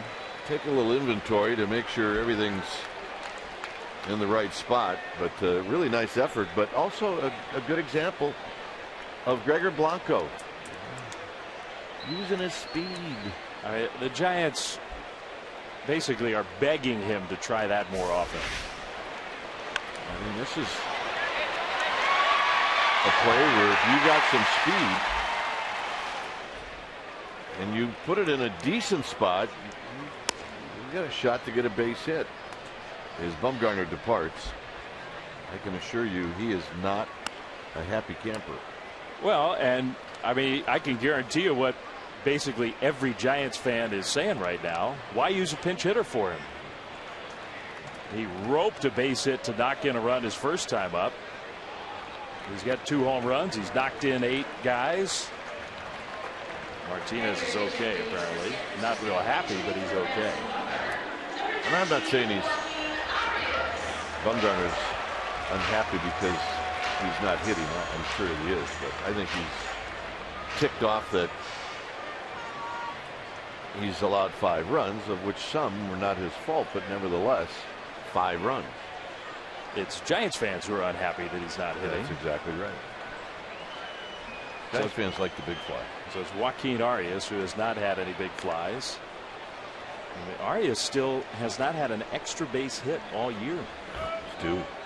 He is overdue. It's due. He's getting close to 100 at bats now. Happy birthday. We got to wait a minute to ask for something from Hunter Pence, who's on deck. 96 miles an hour, strike 1.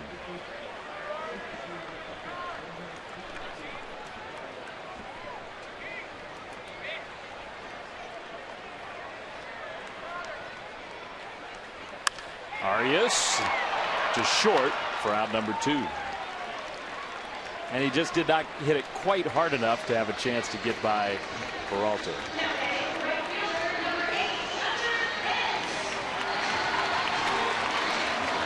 And now Pence gets a turn. Pence has not looked comfortable against Carlos Martinez, which is understandable. Well, he's made some good pitches to Hunter Pence.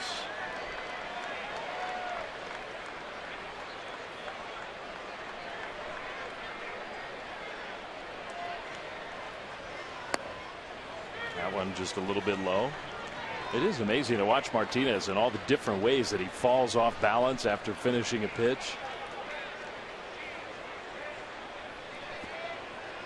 He is a little unorthodox. Ball 2. You can see why when he was 19 years old people were throwing out, and not necessarily saying he would become Pedro Martinez, but you could see why that name was used. He's not a big guy. The stuff is huge. Yeah, he's got a great arm. There's no doubt about that. Well, Pence ahead of the count 2-0. And look at that. The 2-0 slider, and Pence just totally broke down. Well, Pence is thinking, I'm going to jump all over this 2-0 fastball. Yeah. And right about here, he realizes that it's not a fastball.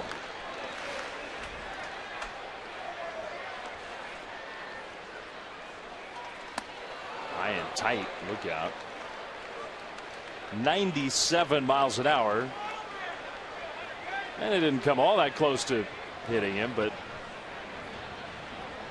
I don't think there's anything about facing Carlos Martinez that is particularly fun. No, anything up around, you know, your shoulders, you automatically think it's going to be a fastball. That's why you bail out of there. On the ground towards short, Peralta. The throw is late, and you could kind of see that one coming.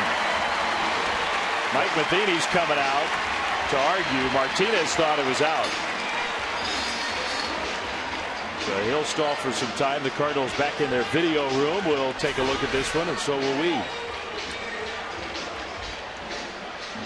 We're going to find out right now if this was the right call or not. And he may be out. It might be that. From that at this angle, maybe we'll be able to see for sure.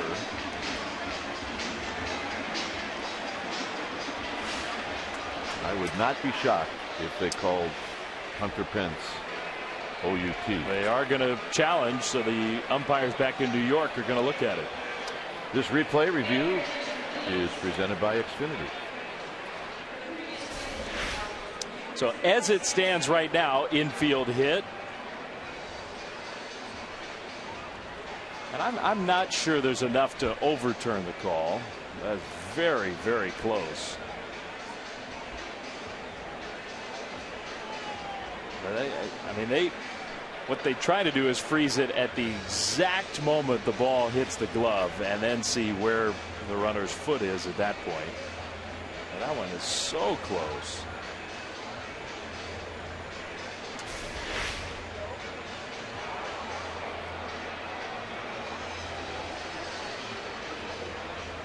I'm not sure the throw beat him there. Well, if that's the case, I wouldn't be shocked if they called him out. You would be shocked if they called him out. Then it's inconclusive. I mean, all they really have to do is just check in with us. We could make the decision a little quicker, I think. You see what's been going on with the replay, and that's through last Sunday.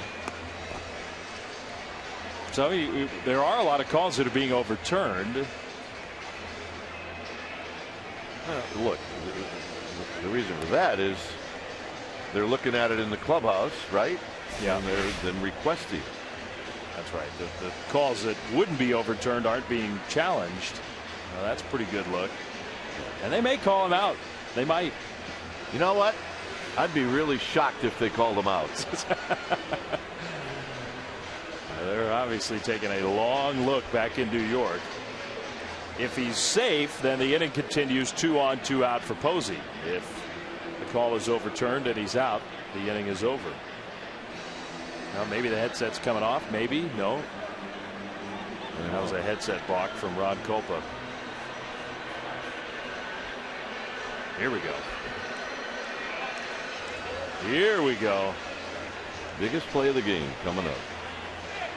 Safe. And I just think there wasn't enough. Not quite enough. So now, after all that, now we're going to have a visit from the pitching coach, which does sort of beg the question: couldn't the pitching coach have come out and have maybe the point is the inning might be over, so why meet? But I know where you're going with that. Buster Posey is not up. It's Joe Panik. I think I said Posey. Pence and Posey have been hitting back to back for almost the entire year. Not today, though. Pence, the leadoff man. Panik hitting second, and then Posey third. By the way, I don't want you to think that I've got this man crush on Jim Harbaugh. I'm just checking his pants. Well, he's got the dad pants on. I don't know if they're the updated, a little more current dad pants, or if they're the ones that Sarah really doesn't like that much. Collared shirt. Yeah, that collar, that's got a little style, though, the collared shirt. Absolutely. Panik takes ball 1 from Martinez. Well, this is a big at bat in this game, because if Panik can reach, if he could not get a run, but even if he just gets on base, then you give your best hitter a shot with runners out there and a chance to get back in the game.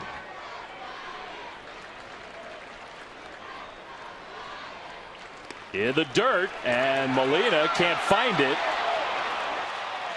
Even with great speed out there on the bases, the Giants are down 5-1. You cannot risk making it out on the bases. Yeah. Look, I get what the fans are thinking, but if Molina finds that right away and Blanco gets thrown out at third, That would not be good. Not good.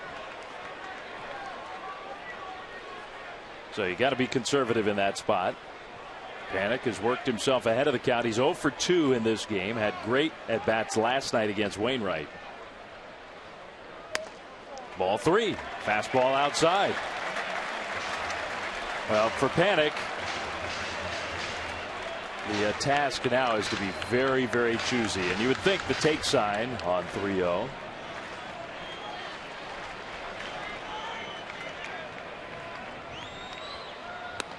That's a strike and borderline.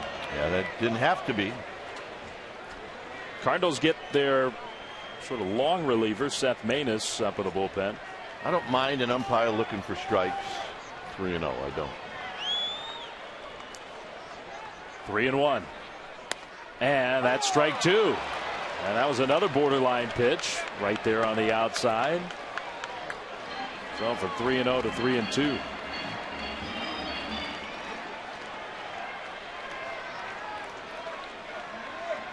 The runners can take off with the count full and 2 down. There they go. Ball 4. And the bases are loaded for Buster Posey.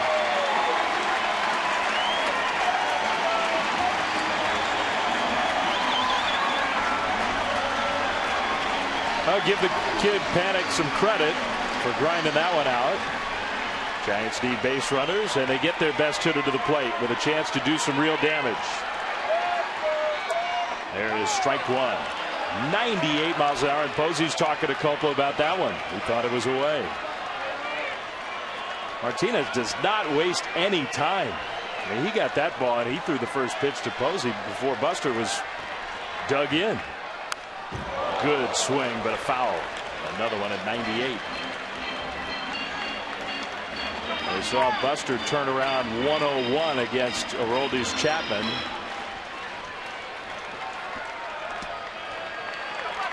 But he's in an 0-2 hole here. Posey 1 for 2.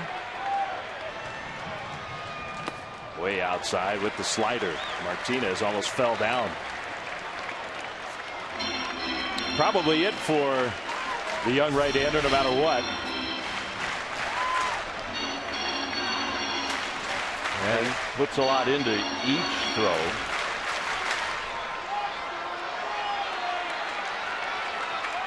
Now Molina wants time. So Yadier, whether he was not quite convinced about the pitch or what, he wants to talk to Carlos Martinez. A bunt hit, an infield hit that was challenged, reviewed, but upheld, and a walk. That's the Giants rally. Buster's hit was just a little bloop. The at bat where he made an out was a smash that looked like a base hit that was going to knock in a run and was speared by Matt Carpenter at third.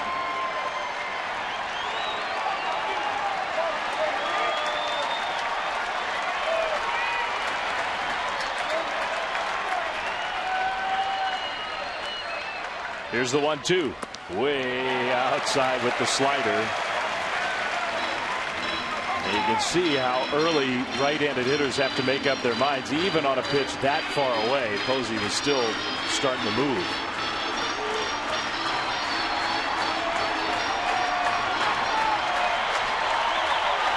Toughest inning so far. 2-2 with the bases loaded. And Posey strikes out swinging. He's arguing that he foul tipped one in the dirt. And so he and Ron Coppola are talking about that. Coppola says no. And Bruce Bochy's coming out. So we may have an argument here. Posey's saying he foul tipped it and that it was in the dirt. So Bochy and Coppola now are going to talk about this one. Can we tell? Well, he did foul tip it. The question is did it hit the dirt or not? And Ron Wotus is taking a look at it. And it looked like it did hit the dirt. I think it did. So Posey, he got a piece of it, and he's saying that one hit the dirt. not caught cleanly by Molina. I don't know about that. That one looks like it did go right into the web. That was the other view from behind center field where you could sort of see it maybe hit the dirt before the glove. Well, Bochy's not winning that argument, so that will send us on to the 6th inning. Giants going to the bullpen when we come back. 5-1 Cardinals.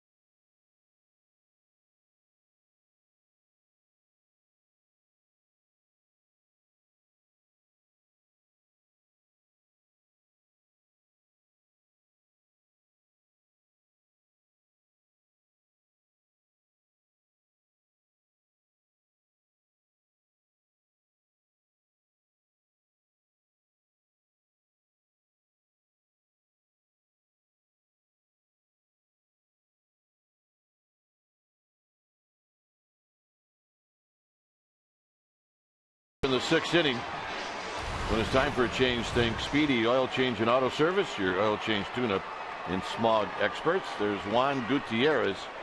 He will replace Madison Bumgarner. His numbers are pretty good. And for Gutierrez, this will be his 36th appearance for a guy that had to make the team out of spring training. He's done a really good job. So who's doing play-by-play this inning? What does the sheet say? Number 6, Dave. Ball 1 from Gutierrez. We could have had that meeting during the commercial break. This is the as Larry Bear informed us, we're going with the Matt Cain perfect game rotation. Oh yeah, that's true. Foul ball back to the backstop, 1-1. Remember Mike took the night off? I do. So this is the same rotation. May very well have the same rotation tomorrow. And maybe Sunday. Well, Mike, we hope you're feeling better. But take your time. We know how it feels.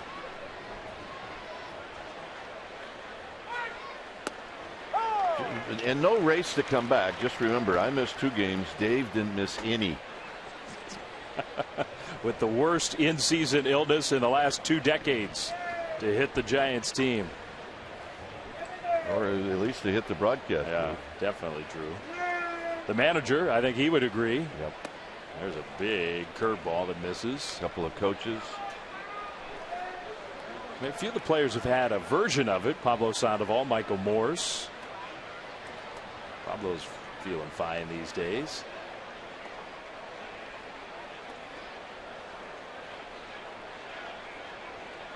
Two and two to Mark Ellis.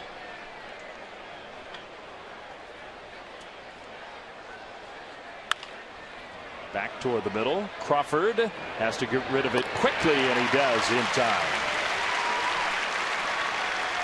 A nice play. Well, next homestand, the Arizona Diamondbacks will be taking on the Giants.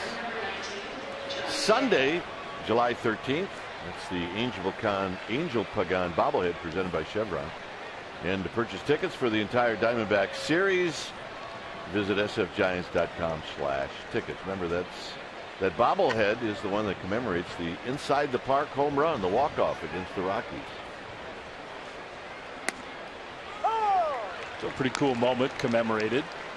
should mention too that some of our guys and our ladies in the truck suffered through the crud.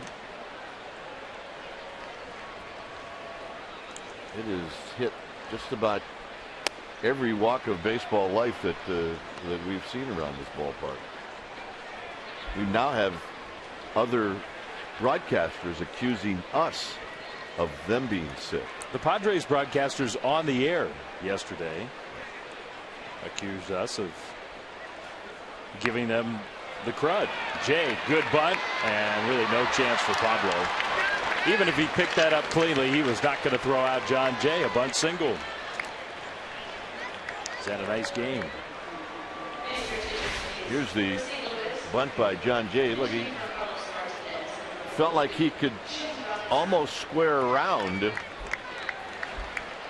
to lay down a better bunt, and he does a great job.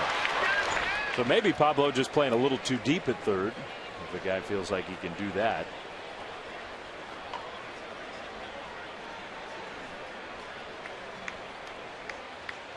Shane Robinson, who is the pinch hitter for Martinez, with the sunglasses on. He'll pay attention to Jay. There was a cool piece online today by a guy named Mark Simon, who does some baseball analysis, and he judged Pablo Sandoval by one measure to be the best defensive third baseman in the game this year. All right, I'm listening.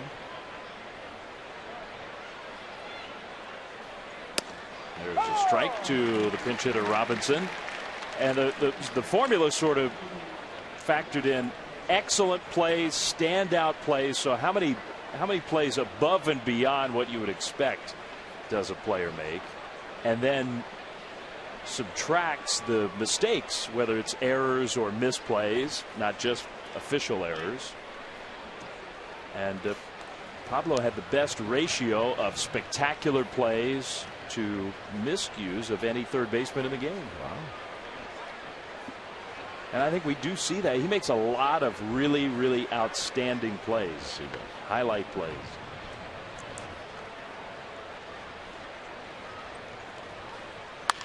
Robinson into right field, base hit. And that one's going to roll for a while. John Jay can run. They're going to send Jay around, and the relay not handled cleanly. Robinson goes to third, and Jay comes all the way in to score. It's 6-1 Cardinals. Well, they'd have had a shot if Panic can come up with Hunter Pence's relay. But really nice at bat by Robinson, taking advantage of that hole at first base. And then look, you got two guys now that can run, Jay and Robinson. And here's where Jay scores.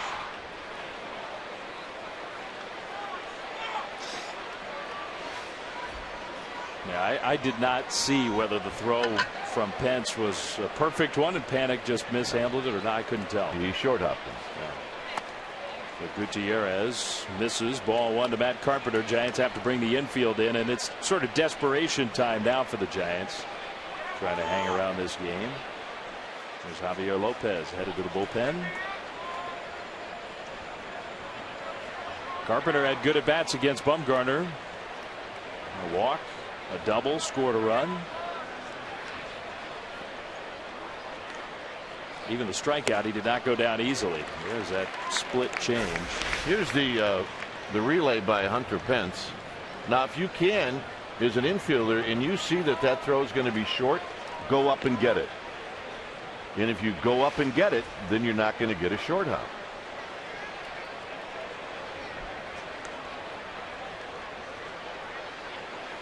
But the ball hopped right around the feet of Panic, so he could not handle it cleanly. And that took away any shot. It wasn't a guarantee they were going to get anybody, but it took away any chance. The go up and get it kind of goes against what you really want to do as far as having your momentum to throw home. I mean, if you can back off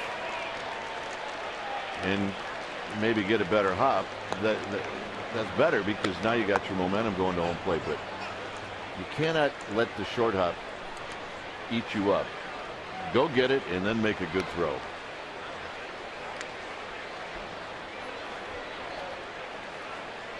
One and two to Matt Carpenter.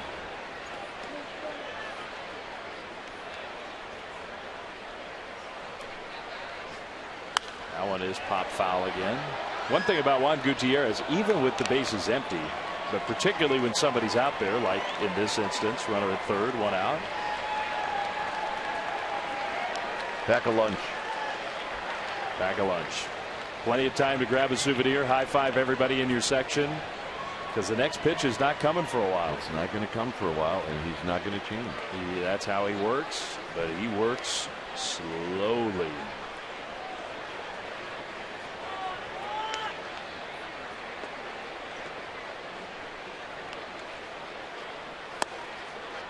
A little bit high, I guess, with the fastball.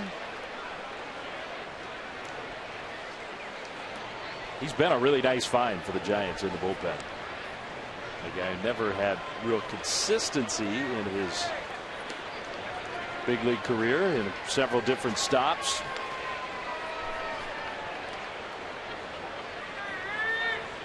But he's given up a run here and trying to avoid more than that. 2-2. Way inside. You certainly can't pin it on the Giants bullpen, but the Giants bullpen, which has had a spectacular year, has not had a good couple weeks. And a lot of the tough performances have been right here at home, where, I mean, we watched for 2 months. The Giants bullpen was almost unhittable in this ballpark. Just up and down everybody.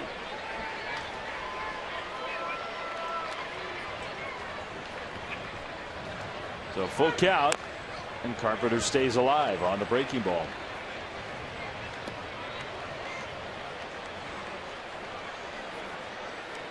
I mean, I did not even think it would be possible that this would be, what, the 14th loss in 17 home games? And the way the Giants have played for most of this year at home, to have that kind of stretch. And to be 10 games over 500. Still.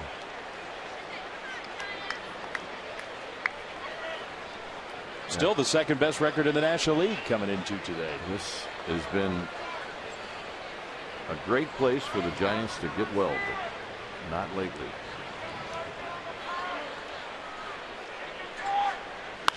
Carpenter, a pop-up. This is not an easy play with the wind, with the sun. Tyler Colvin caught it and then fired back into Sandoval. That's a size mismatch if Pablo was going to crash into Robinson. For a moment there, Shane Robinson, the runner at third, might have had a little fear factor going. Please, Pablo. Don't bulldoze me. Stand your ground. Here's Matt Holliday, 0 for 2 with a walk. Shane Robinson is not a big guy.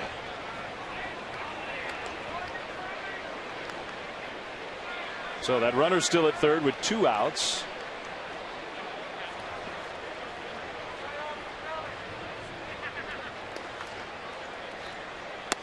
Strike one.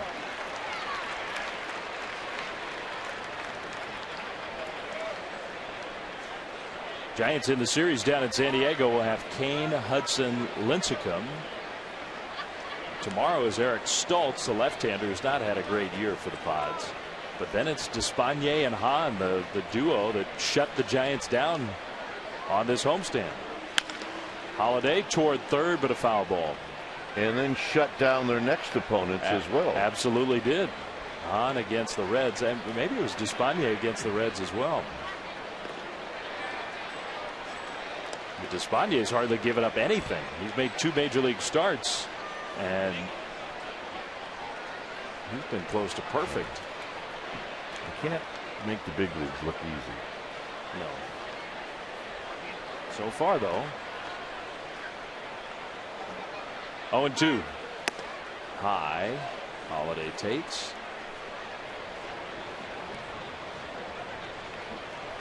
Giants, for the most part, have gone after Holiday with the hard stuff, with the fastball.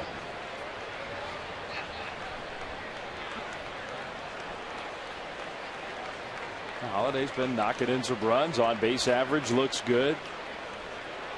But 5 home runs for him, that's a fairly low total.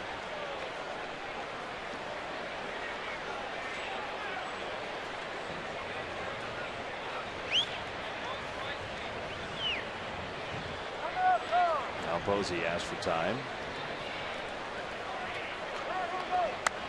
1 run in here in the 6th. The Cardinals have added to their lead.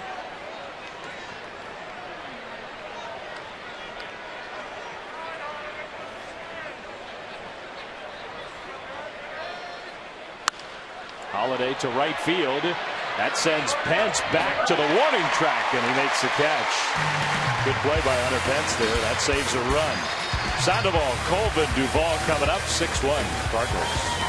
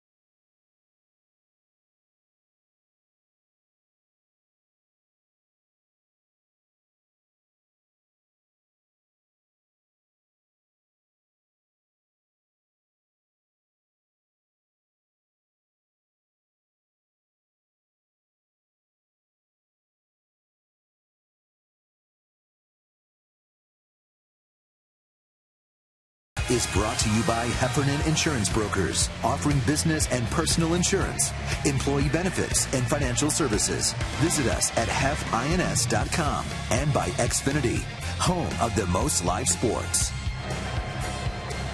It's a 6-1 lead for the Cardinals. When it's time for a change, think Speedy Oil Change and Auto Service, your oil change tune-up and smog experts. It is one of the 3 lefties out of this Cardinal bullpen. And this is Sam Freeman. Freeman in his 16th game. He's got good numbers, a 1.76 ERA, 5 walks, 14 strikeouts in 15 1/3 innings. So Freeman replacing Carlos Martinez, who was very, very good. Well, we saw Freeman in St. Louis in that series in late May, and we had never really seen him before.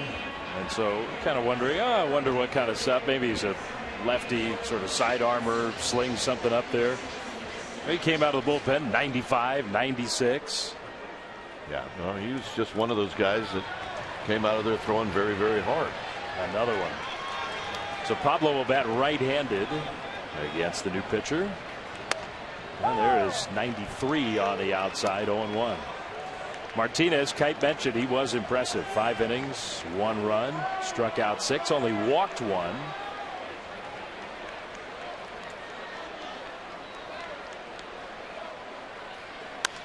Pablo, a little pop-up down the right field line, and a foul ball. Well, that's one of those where the wind can help push that one back to fair territory. So if you're the hitter, you can't give up on that. Pretty good breeze blowing right now. Yeah, it's been whipping.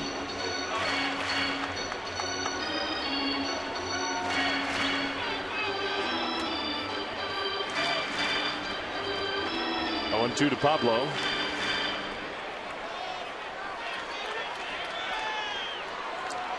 Willie McGee.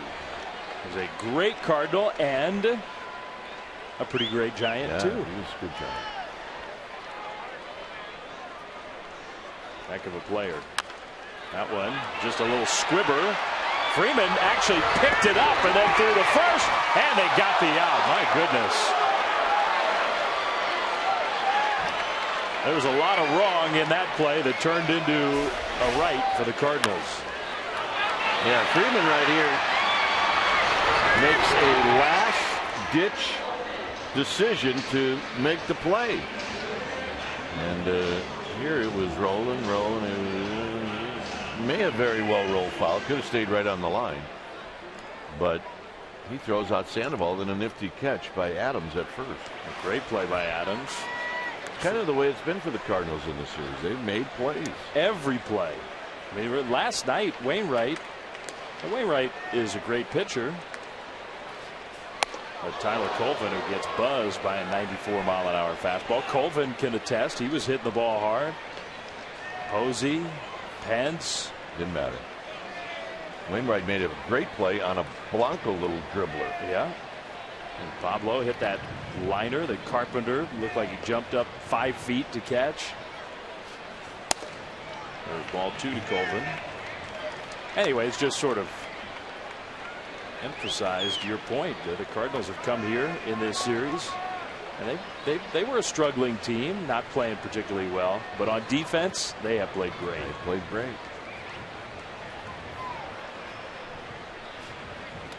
Way outside, man. Yeah, sometimes as a hitter you see that and you want to kind of yell out at them. Not that you're mad. It's like, can you get it together? Woo! Yeah. I mean, I'll take a walk, but not a great feeling when you don't think the guy on the mound has any clue where the ball is going. Ball 4. So Colvin draws the walk, and why don't we check in again with Amy G.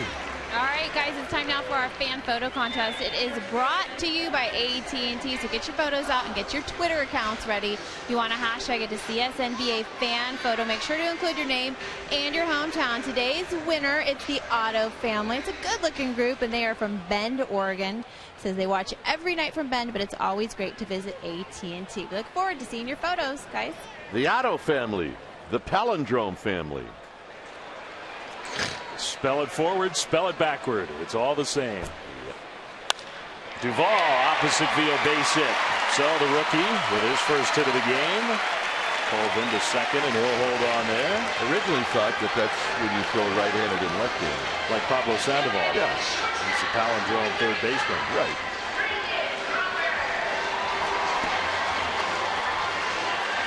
I could be in on that. The big words. Yeah, you really sound like you know what you're talking about. You drop that one in. Yep. Well, the catcher, the pitcher, and the second baseman talking about this one as the Giants desperate for a rally just to see if they could put some pressure on the Cardinals. Down 6-1. Get the crowd into it a little bit. Another sellout today. I mean, you still have a lot of outs to go. Long way to go. Crawford has not had a hit in this series. He's had a very quiet week. He hits this one into right center field, and it's going to drop. And Taveras watches it go past him. Colvin's going to get the go sign from Tim Flannery. He'll score. And scampering over to third, Adam Duvall. And there's some life from the crowd. It's 6-2 Cardinals. Yeah, there's no way Flannery was going to send Colvin until this ball got by Taveras. And this is a mistake by Taveras. So you see Colvin, he's in a bad spot. He's just going to stop. But not after Taveras kicks it around. So that is going to have to be an error, and it will be. Absolutely. No run batted in. But for the Giants, the big part is the hit keeps building the rally. Now it's Blanco's had a nice game from this 8th spot in the order. 2 for 2 with a double and a bunt single. He scored the first run. So Manus, the right-hander, back up in the Cardinals bullpen. Freeman struggling a little bit. Ball 1 to Blanco. Such an easy 94 out of a guy that doesn't look like he weighs more than 160 pounds.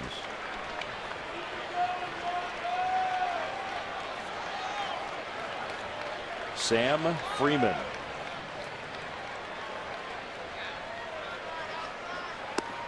There's ball 2. I mean, the Giants can get greedy here.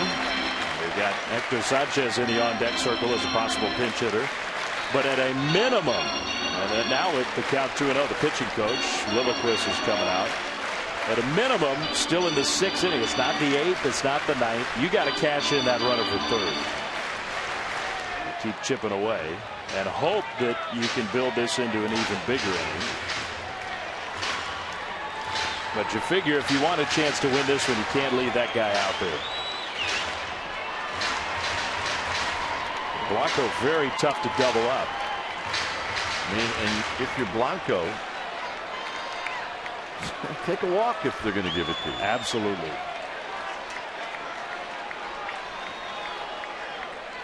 Two on, 1 out. A run in.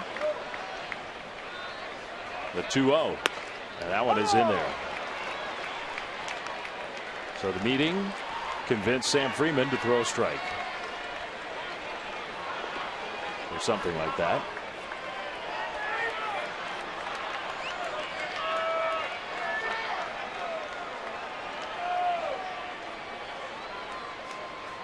Curve in there, strike 2. Blanco was backing away. He thought it was too far in. Well, use your other pitches. It may have been the message.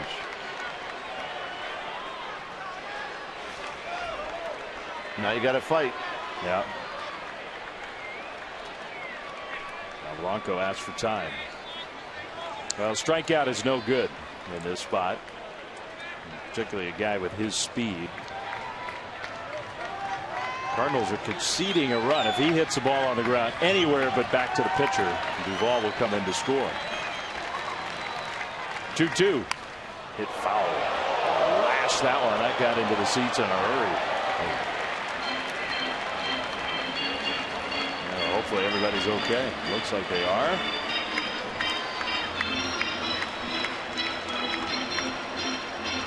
A little spooked, maybe. Well, it's a perfect example. You keep your eyes on the field. Even if you're up there, you got to pay attention. Still 2-2 to Blanco. And that one swung on and missed. Down and in. He got Blanco to chase for a big second out. Well, really, the only time in the at-bat he went down and in,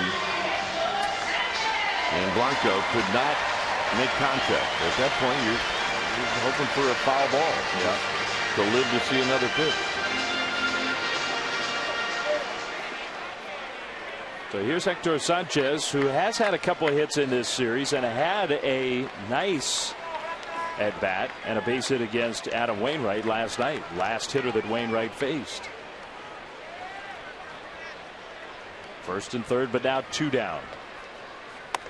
Ball 1.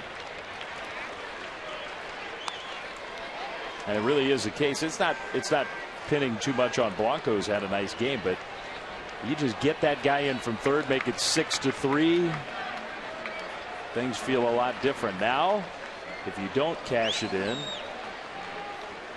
you come away with only the 1 from a very promising rally, Cardinals are feeling pretty good, I think, at that point. Wow, Hector swung and fell down.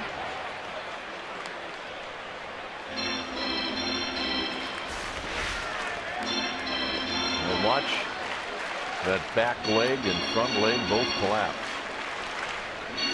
I'll tell you what, even without the gear, it's just not safe for Hector Sanchez around home plate. Good grief.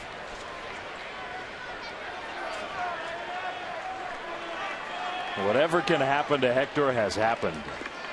Good and bad. He's had a lot of big moments. Wow, chased that one there and did not look good doing it. Well, he's still got another pitch left to pick up Gregor Blanco. and to save this at bat. You should have a pretty good idea of what Freeman is trying to do, and Molina, to get him out. And right now they're trying to just bounce balls, hoping that he's going to swing.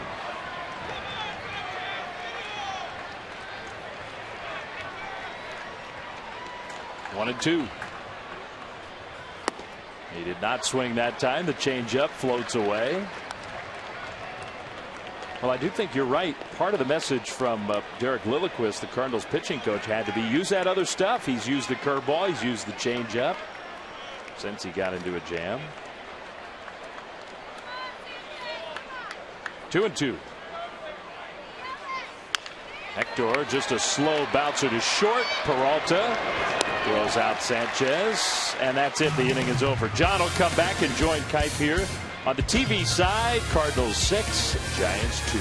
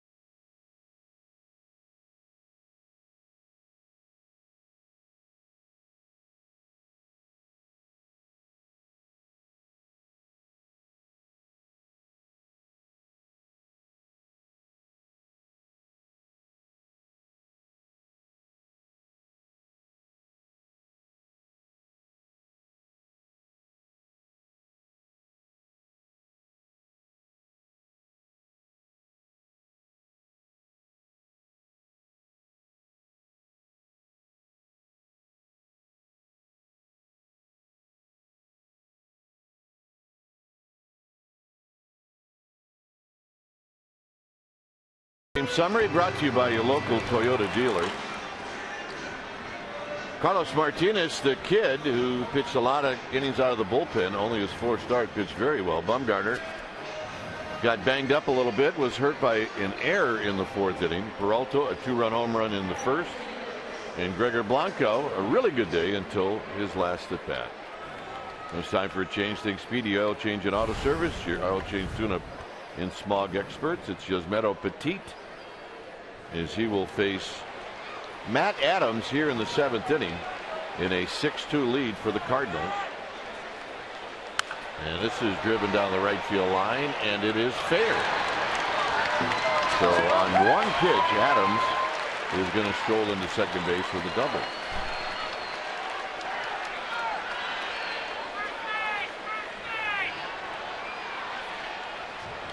Buster Posey will go quickly out to the mound to talk to Petit. John Miller is back.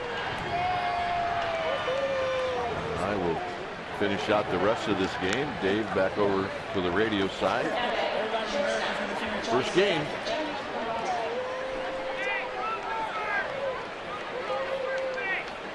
Chew on that sign. That's what you do. Here's Peralta.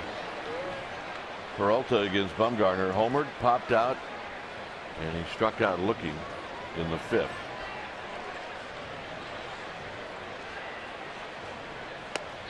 Low and away. 1 ball and no strikes.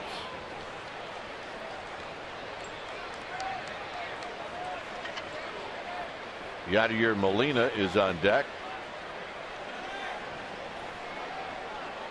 The hit for Adams is first in the game. He's now 1 for 4. He stands at second. And a breaking ball, and Peralta wasn't fooled at all. And it's 1 ball and 1 strike. Outfield straightaway.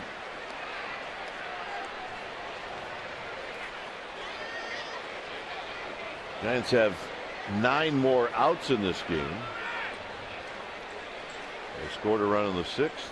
Had an opportunity to do more. Big swing by Peralta, 1-2.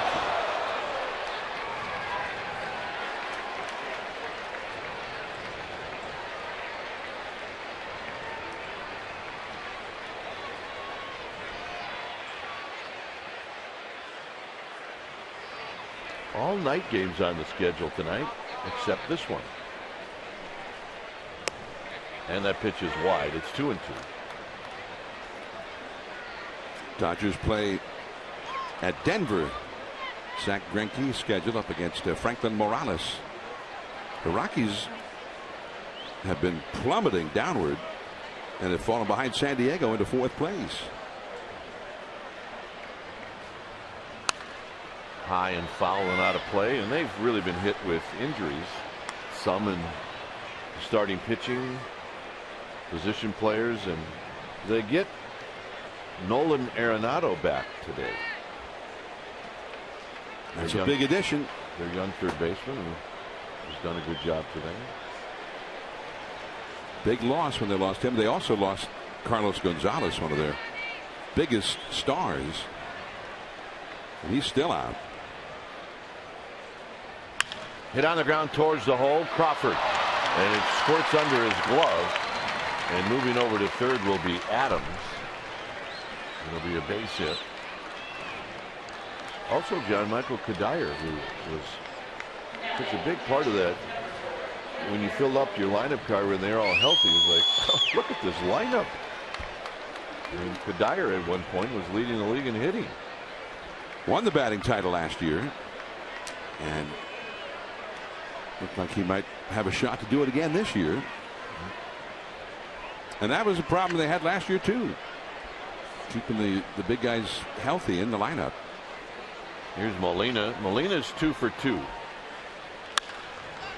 And he swung at that like he knew the pitch was going to be out over the plate.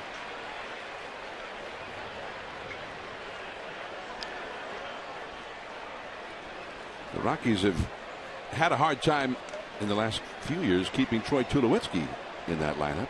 That's always just been critical for them when they lose him. Tulowitzki's been fine. He's having a fabulous year. Fabulous. 0-2. Well, again, he's looking for that one, isn't he? And then outside that one, Petit maybe got a little bit more outside than Yadier was hoping. Yadier's just diving out there. He's got that hole between first and second. The Giants infield is playing in. They're going to go away again. And Molina chases it for a strikeout. He's not happy.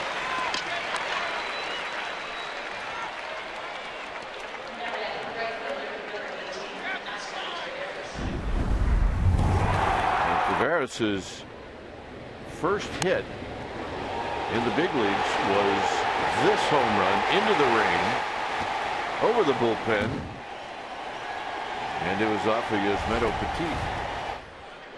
His second major league at bat.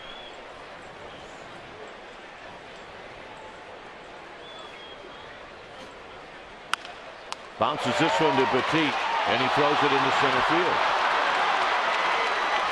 And so it goes for the Giants, the second throwing error in this game, and both had chances of being a double play. Unbelievable. The umpire, it appeared to me, Ed Hickox, was right between Petit and second base when Petit turned to make this throw. And then look at that, the umpire had to scurry out of his way. But that should not happen. Look where he is. And then Petit having to wait that extra beat. I don't think that forgives Petit for throwing the ball away, but I think it all started with him turning around and then, where's my guy? The umpire's the guy. He's right in my way. Very well could have. Here's Mark Ellis. So instead of a double play, a run scores, and the runners are now at the corners. So this is been an inning that hasn't been very pretty, much like the fourth inning.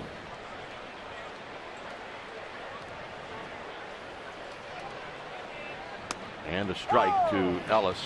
Ellis is 0 for 3. It was Ellis at the plate when he hit a potential double play ball to Duvall, and Duvall threw it into the outfield. And that led to 3 runs off of Bumgarner in the fourth inning.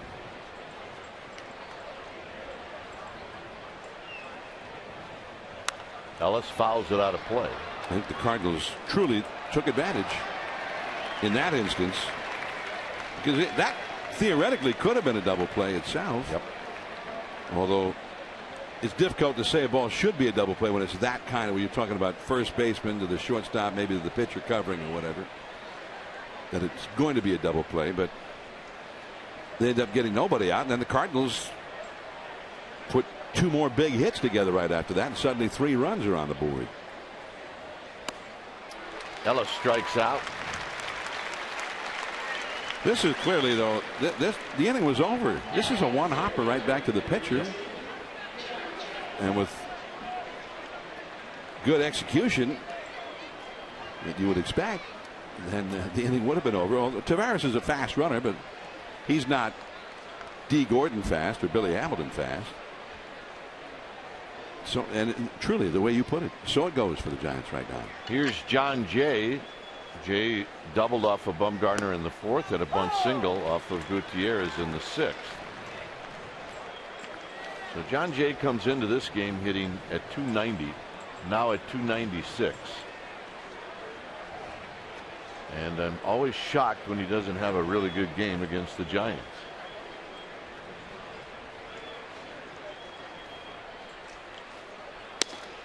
At the knees, 0-2. Pablo playing a little in closer on that last pitch than he was when Jay laid down that bunt that started the 6th inning up. Right now Pablo is backed up with 2 strikes, but he was back more like that, and almost as if to give Jay the bunt single, and Jay took it, and it eventually turned it into a run.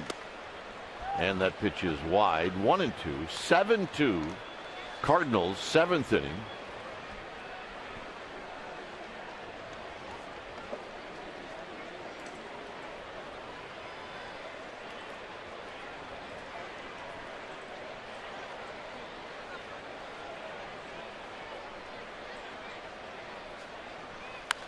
Jay fouls it back. Daniel Descalzo is on deck should Jay extend the inning here in the 7th. And Harbaugh hanging in there. He's thinking that maybe the tickets he had today were going to be away from a screen where he could actually use the glove. But there he's talking about maybe a pop-up. And that'll end the inning.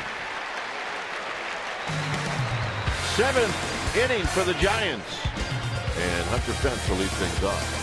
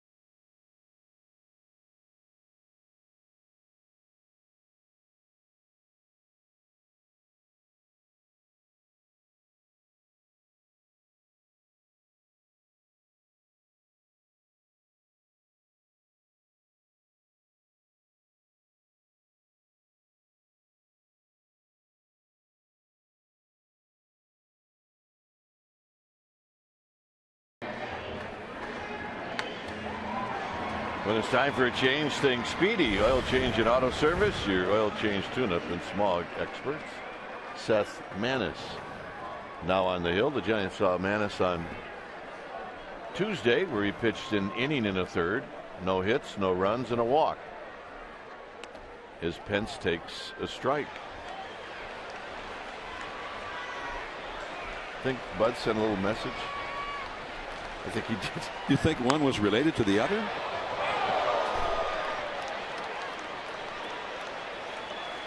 Yeah, I do. By the way, you have my permission to move wherever you want if they don't approve this lease. Here's the 0-2 pitch. Got him on 3 pitches.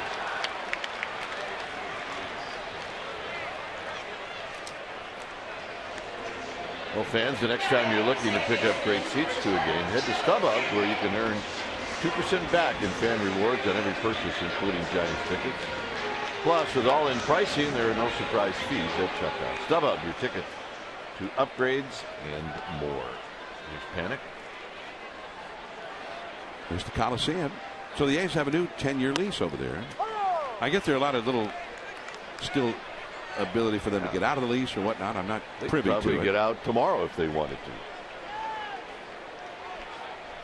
Panic bounces this one back to Manis, who spears it and underhands it to Adams. 2 outs. Giants will be at that Coliseum on Monday night in the Bay Bridge series. That'll be an NBC Bay Area game. And back on Comcast Sportsnet Bay Area on Tuesday. And the next 2 games will be played here. And the A's will be playing there tonight against the very good Toronto Blue Jays team. I think Vogelsong will be up for that game on Monday night on NBC Bay Area. So what's that, 7 o'clock TV time? Yep. For Monday. Toronto 47-39. I suppose he bounces this one to Carpenter, and that'll end the inning. So a quick inning for Manis. 8th inning coming up. John Miller will do the play-by-play. 7-2 Cardinals.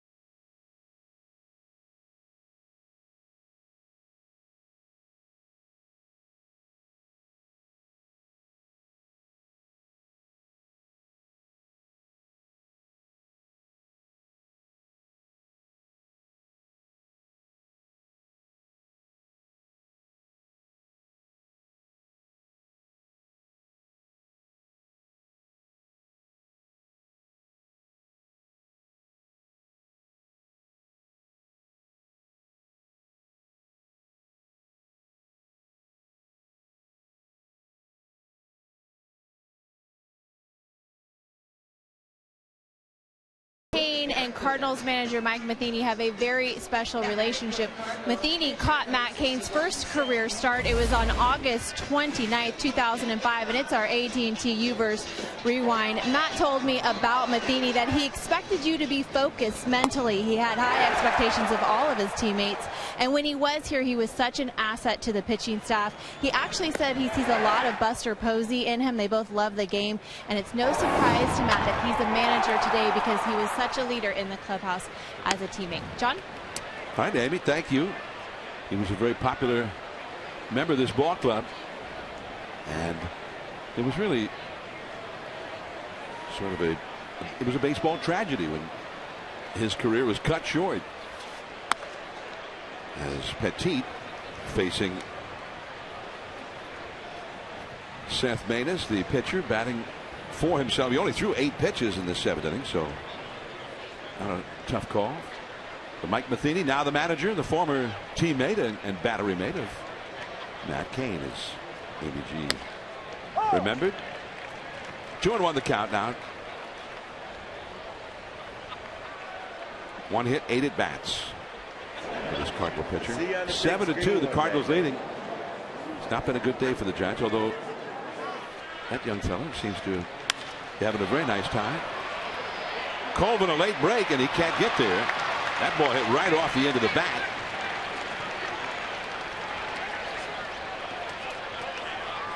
Yeah, remember that game in Florida?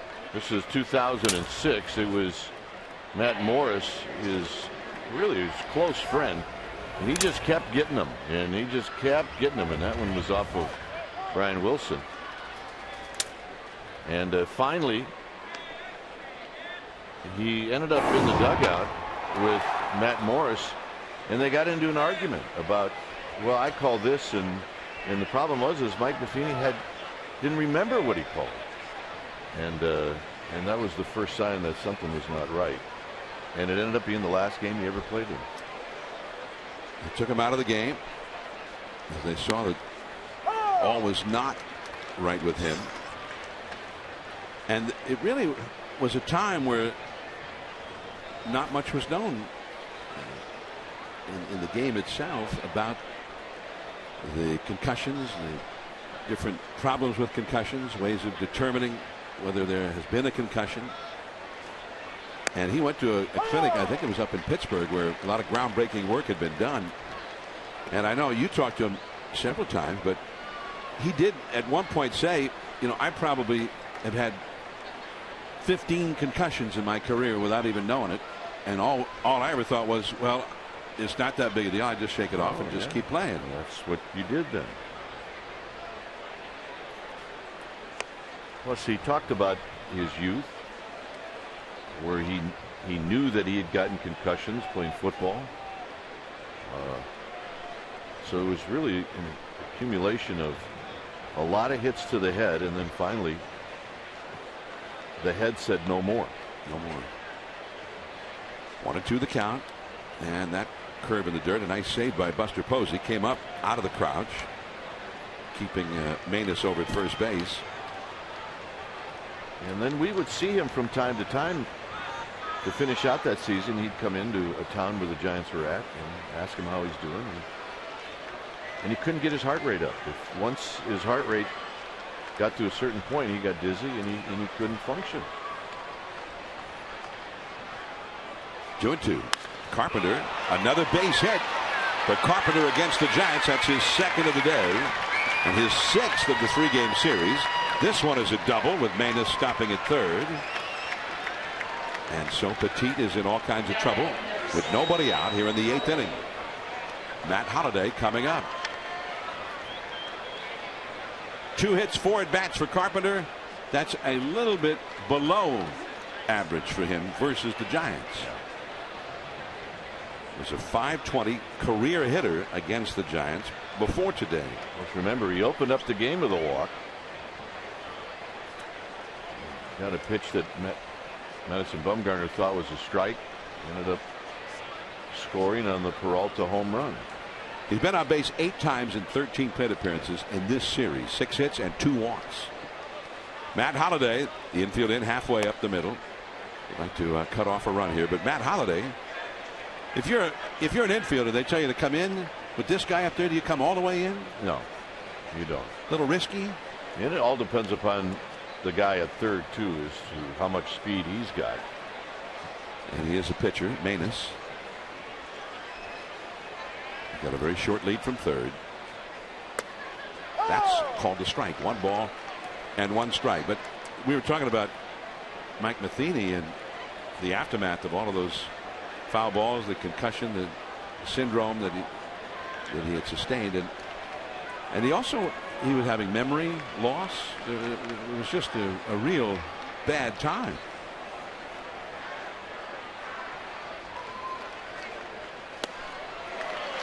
Well thrown by Petit. 1 ball and 2 strikes. The 49ers had some issues with Steve Young when he was going through the same thing, and we got Steve Young's number from Brent Jones, and Mike Matheny talked to Steve Young a number of times as to how things are going for him and what were some of the things he needed to look forward to. 1-2 the count. Just a bit off the outside, maybe a little bit low. 2-2. Nobody out. Runners at second and third for the Cardinals here in the 8th inning. The Cardinals ahead 7-2 over the Giants. The big hitters are up right now. Holiday at the plate. Matt Adams on deck. Peralta behind him.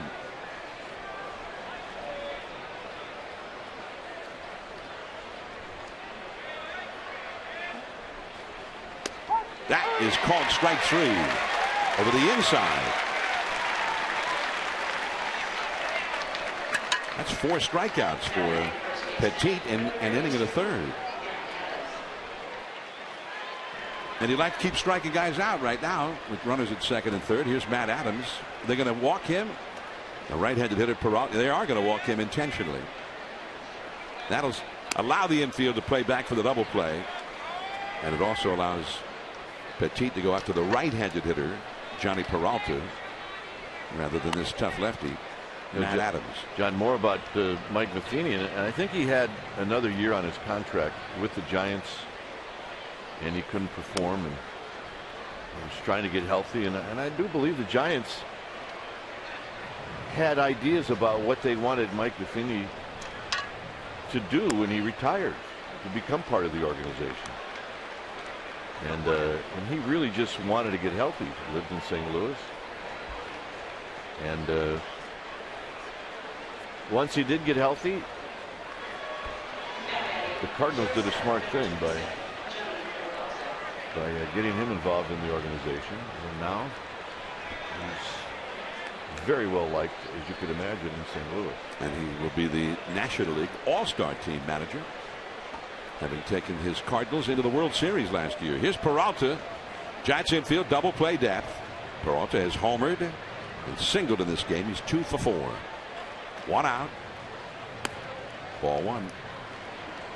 Peralta has only had a couple of previous at-bats against Petit, who had gotten him a couple of times as Javier Lopez trots down to the bullpen. But Peralta got a single against Petit in the 7th inning today.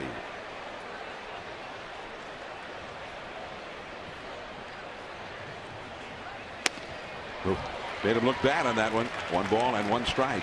But everybody who knew him with the Giants just thrilled for Mike Matheny. And when he was with the Giants, and you talked about, there were some ideas about things they might have in store for him after he retired as a player, and people said that, hey, he's going to manage. There were highly placed people in the organization said, oh, he's going to be a manager. 1 ball and 2 strikes. Well, he ended up in a good spot. I don't believe he managed at all in the minor leagues, and he ended up taking a club that Tony La Russa had set up very nicely, and he's kind of in a similar situation that Matt Williams took over in Washington, D.C. A terrific club. 1 ball and 2 strikes. That one kind of hung. Curveball up and pulled foul by Peralta. 1-2. When you take jobs like that, there are high expectations. So there is a certain amount of pressure on managers that get involved with teams if they haven't managed before. Hasn't affected Mike Matheny at all. His first year as a manager, he was 1 win away from taking the Cardinals to the World Series that year, but they could never get that win against the Giants. 2-2. You remember that? I do. I remember Marco Scutaro catching a pop-up in the rain. I think that image indelibly placed in the memories of all Giants fans. sudden, just a downpour in the ninth inning of that game. The Jets were about to clinch the pennant. Deep down the left field line. It is hooking. It is foul. That's called a hanging breaking ball. Saw a couple of them here after getting the 2 strikes on Peralta, and he's gotten away with them. And that's called a hanging breaking ball. Hit a long ways. Foul.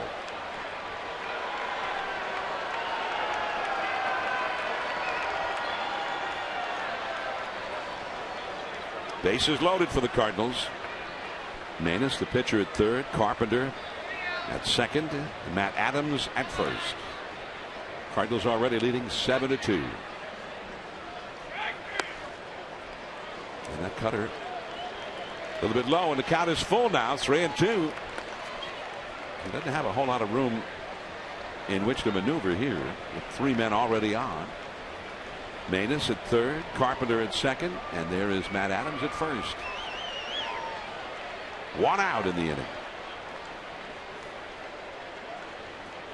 Peralta, the Cardinals' home run leader. He's got 12 now. That ball off the end of the bat. Colvin. Manus is coming.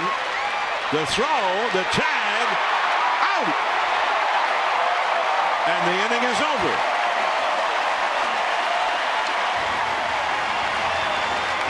Beautiful throw by Tyler Colvin. Watch this go right over the top. And Buster Posey lays it on him. Nice play.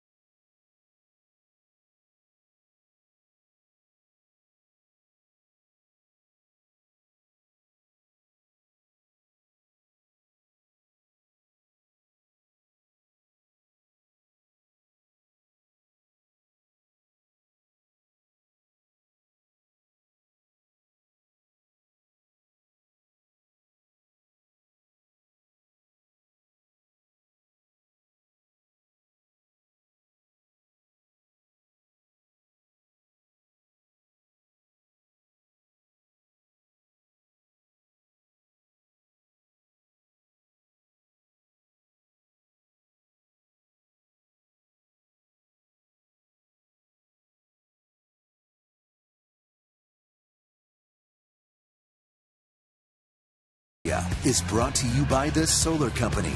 Not just any solar company. The Solar Company. Switch to solar and save. Here it's 7-2 Cardinals. The Giants have 9 more outs left in this game. Daniel Descalzo, the local kid, now is come into play second base for Mark Ellis.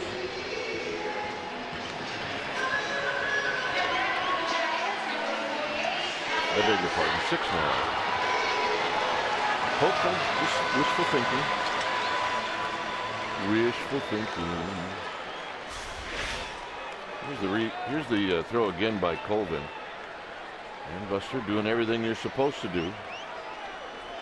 Come and get it, and then put the glove down. Helps that the pitcher's running.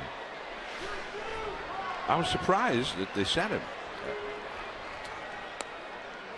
And there's a called strike to Pablo Sandoval from Manus. Didn't seem to be any the worse for the wear after being tagged out. He threw a beautiful strike, and now throws out Pablo Sandoval, one away. Pablo 0 for 4 today, has not been able to get the ball out of the infield. 3 ground outs and a strikeout. That's the second time that he has hit one back to the pitcher. Here is, although he didn't exactly hit it back to the pitcher the last time up there, he hit a little tripler right on the third base line, and Sam Freeman shocked the whole ballpark when he decided to pick it up instead of letting it roll foul, and then he threw him out. Here's Tyler Colvin after his outstanding throw. Takes a strike. Javier Lopez stays up in the Giants bullpen, by the way. We're in the last of the 8th. The Giants are trailing 7-2. That change up, and Descalso gets a play. Bay Area native. 2 down. There's Lopez heating up in the Giants pen. 2 down, and Adam Duvall will come up. Giants haven't said anything, but with Brandon Belt scheduled to be activated for the disabled list tomorrow, the Giants' first baseman, you would think maybe Duvall might be headed back to Fresno soon. It would make sense. And that's in there for a strike.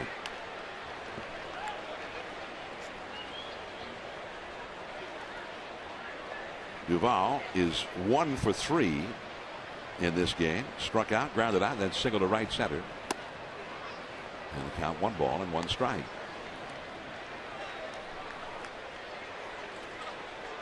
Duvall, who in his first major league start hit a home run last week against Mike Leake of the Reds. The only run the Giants scored in that game. There is Carpenter, picks it back up. Still got it. And the Giants are retired. On to the 9th inning now. Yadier Molina scheduled up. Cardinals leading 7-2.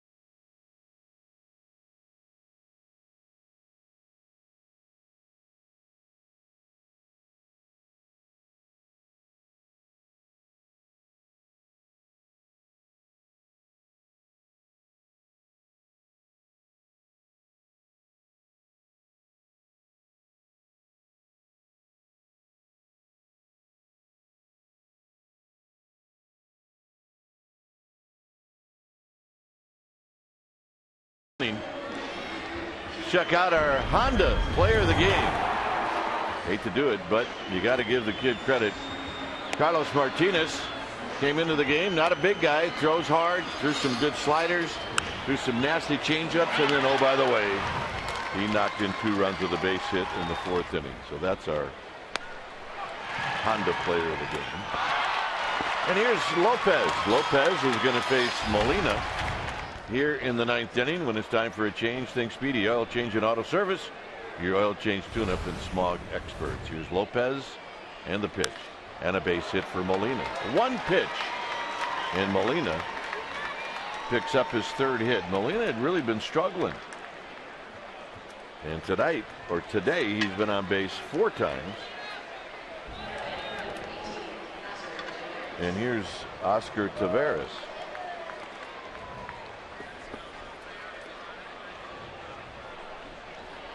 Taveras looked like he had hit into it in inning-ending double play, only to have Yosmedo Petit throw the ball into center field. And with that throwing error, Taveras ended up with an RBI. Here he takes a strike. Because you cannot, if you're the official scorer, you cannot anticipate that it would have been a double play.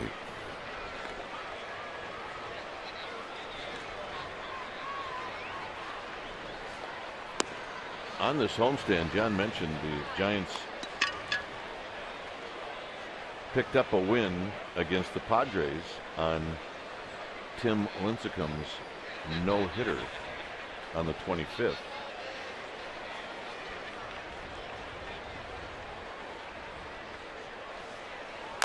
Swinging a tapper foul, and then the next game they won came in Lincecum's next start, where he beat the Cardinals 5-0. What'd you say, 2-7 on the homestand? Yeah. Although I think part of the thing that really hurts is that they've had other excellent starting efforts and didn't win the game. Absolutely. This is hit up the middle and a base hit. So Molina will move on down to second. Don't forget to check out Sportsnet Central tonight after Giants postgame live right here on Comcast Sportsnet Bay Area.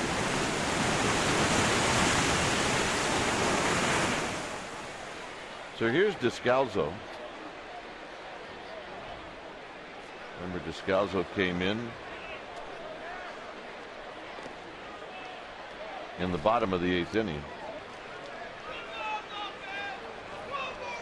Left-handed hitter, all lefty. And he bounces this one to Panic. Panic to Crawford. Crawford to Duvall. And Lopez is going to be pleased to see that double play.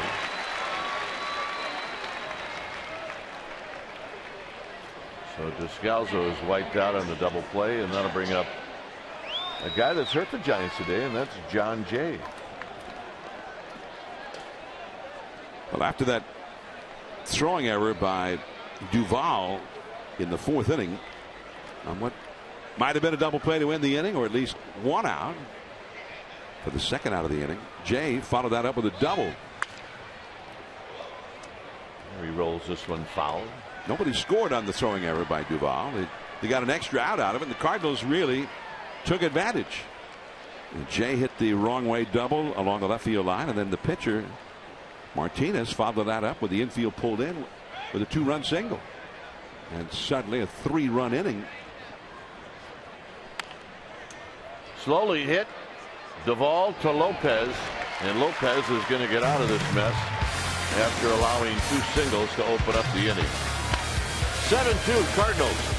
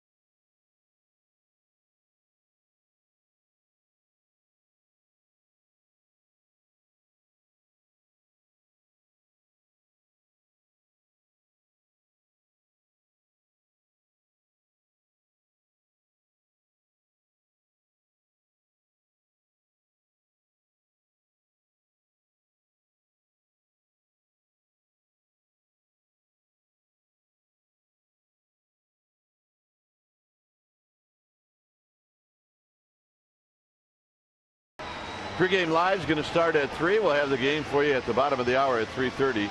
And you can watch that game right here on Comcast Sportsnet Bay Area. It'll be a weekend series. The Saturday game, you can listen to yours truly and my partner John Miller on the radio on KNBR. Then back on Comcast Sportsnet Bay Area on Sunday at 12:30. Pregame live, and the first pitch will be at 1 o'clock. So what? There's no telecast of which we're aware that day. No, I think. Well, let me put it this way: the only way you can listen to the game is on KNBR on Saturday. As far as watching it, you're going to have to research that on your own. I do believe it's going to be on somewhere in Northern California. Yeah. Here's your new pitcher, Jason Mott. It's a nationally televised game. That game, we have all kinds of starting times over the weekend. The game tomorrow starts at 3:40 first pitch. Very unusual. And then 4:15 on Saturday. Very unusual. And then 1:10 on Sunday. So Jim and Sarah, they're going to depart. I think he's not leaving the park. He's just want to go spend some time with Dave Fleming. Yeah, well, that too. Plus, I realize now why Jim brought the glove. He brought it to hold the big gulp. You got to have the glove for the big gulp. Or he's just moving around. Looks like he's having a great time. Oh, he's having a ball. Are you kidding? I was telling the story about they asked Jim Harbaugh during the postseason, and it might have been 2012. So do you listen to the games? He goes, oh yeah, I listen to Dave Fleming and those other guys. We became the other guys. Said he was hearing the midnight replay on KNBR after they'd have practice, and then he'd spend all that time looking at film and whatnot, and he'd be driving home. He'd listen to the midnight replay with Dave Fleming and those other guys. Yeah.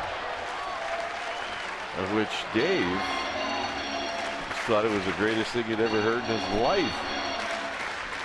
And he was right. And in a lot of ways, I thought it was perfect. 3-1 to Crawford, and it's now 3-2. The big gulp. That is. We were also retelling the story. He drove Brandon Bell's car in the parade and had a great time doing it. Crawford pops this one down the left field line. That's going to be a souvenir. He's a very interesting guy. He is very interesting. And he, not just dynamic, but and great at what he does. But I keep hearing these little dispatches that he's been all over the world since the end of the football season. Don't doubt it for a second. Been involved with the Habitat for Humanity out in South America. Crawford gone, one out here in the ninth. All right, check out Yahoo Sports Talk Live with Elmer the Glue, Jim Cozumore, today, 5 p.m. Good guest from Ray Ratto, Scott Osler. Check it all out. 5 p.m. Here's Blanco. Got the rally sombrero going.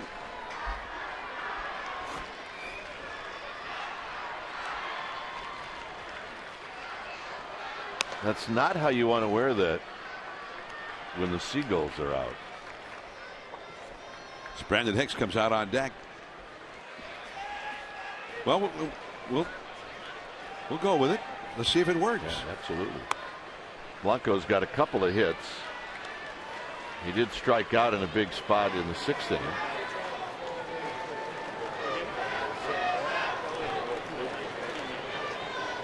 Two balls and no strikes. And a strike to Blanco. We talked about the game tomorrow. Eric Stultz, the lefty, against Matt King. Blanco cannot hold up. It's 2-2.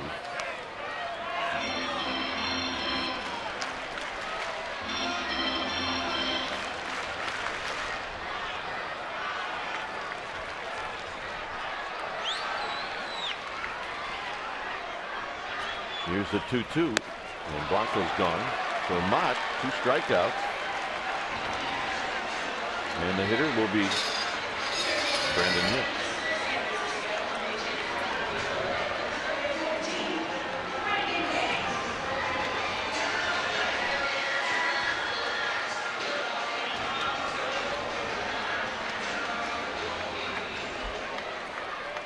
I know Marco Scutaro is scheduled to play 5 innings in one of those Arizona Summer League games. I think it was the night before last. And then come back, and he's going to try to play again the next day. And that's what the Giants want to know, if he can do it in back-to-back days. Hicks, 1 ball and no strikes. And it's right down Broadway to even the count. And the Giants right now looking for a spark from anybody. And maybe Belt tomorrow will be the guy. But this has been a very disappointing homestand. And a very disappointing game, because it's a lopsided game. It's 7-2, but this game with just a couple of different things going a different way, this could be a very tight game. Absolutely. Hicks skies this one into shallow left field for Peralta, and that's the ball game. So the series goes to the Cardinals after the Giants won Game 1 behind Tim Lincecum. And John, this is not how the Giants draw things up when they're winning, and they don't draw it up by losing at home. And they were very confident with Bumgarner going today, but we pointed out at the top, Bumgarner has not had much success in this ballpark for whatever reason, and that held true again today, sad to say. So a 2-8 homestand, and the Giants record now 47-38, and they're 25-23 at home. Final score, it's the Cardinals 7 and the Giants 2. Esurance Giants postgame live with interviews, and the wrap is coming up. But first, let's go to the Sportsnet Central studio.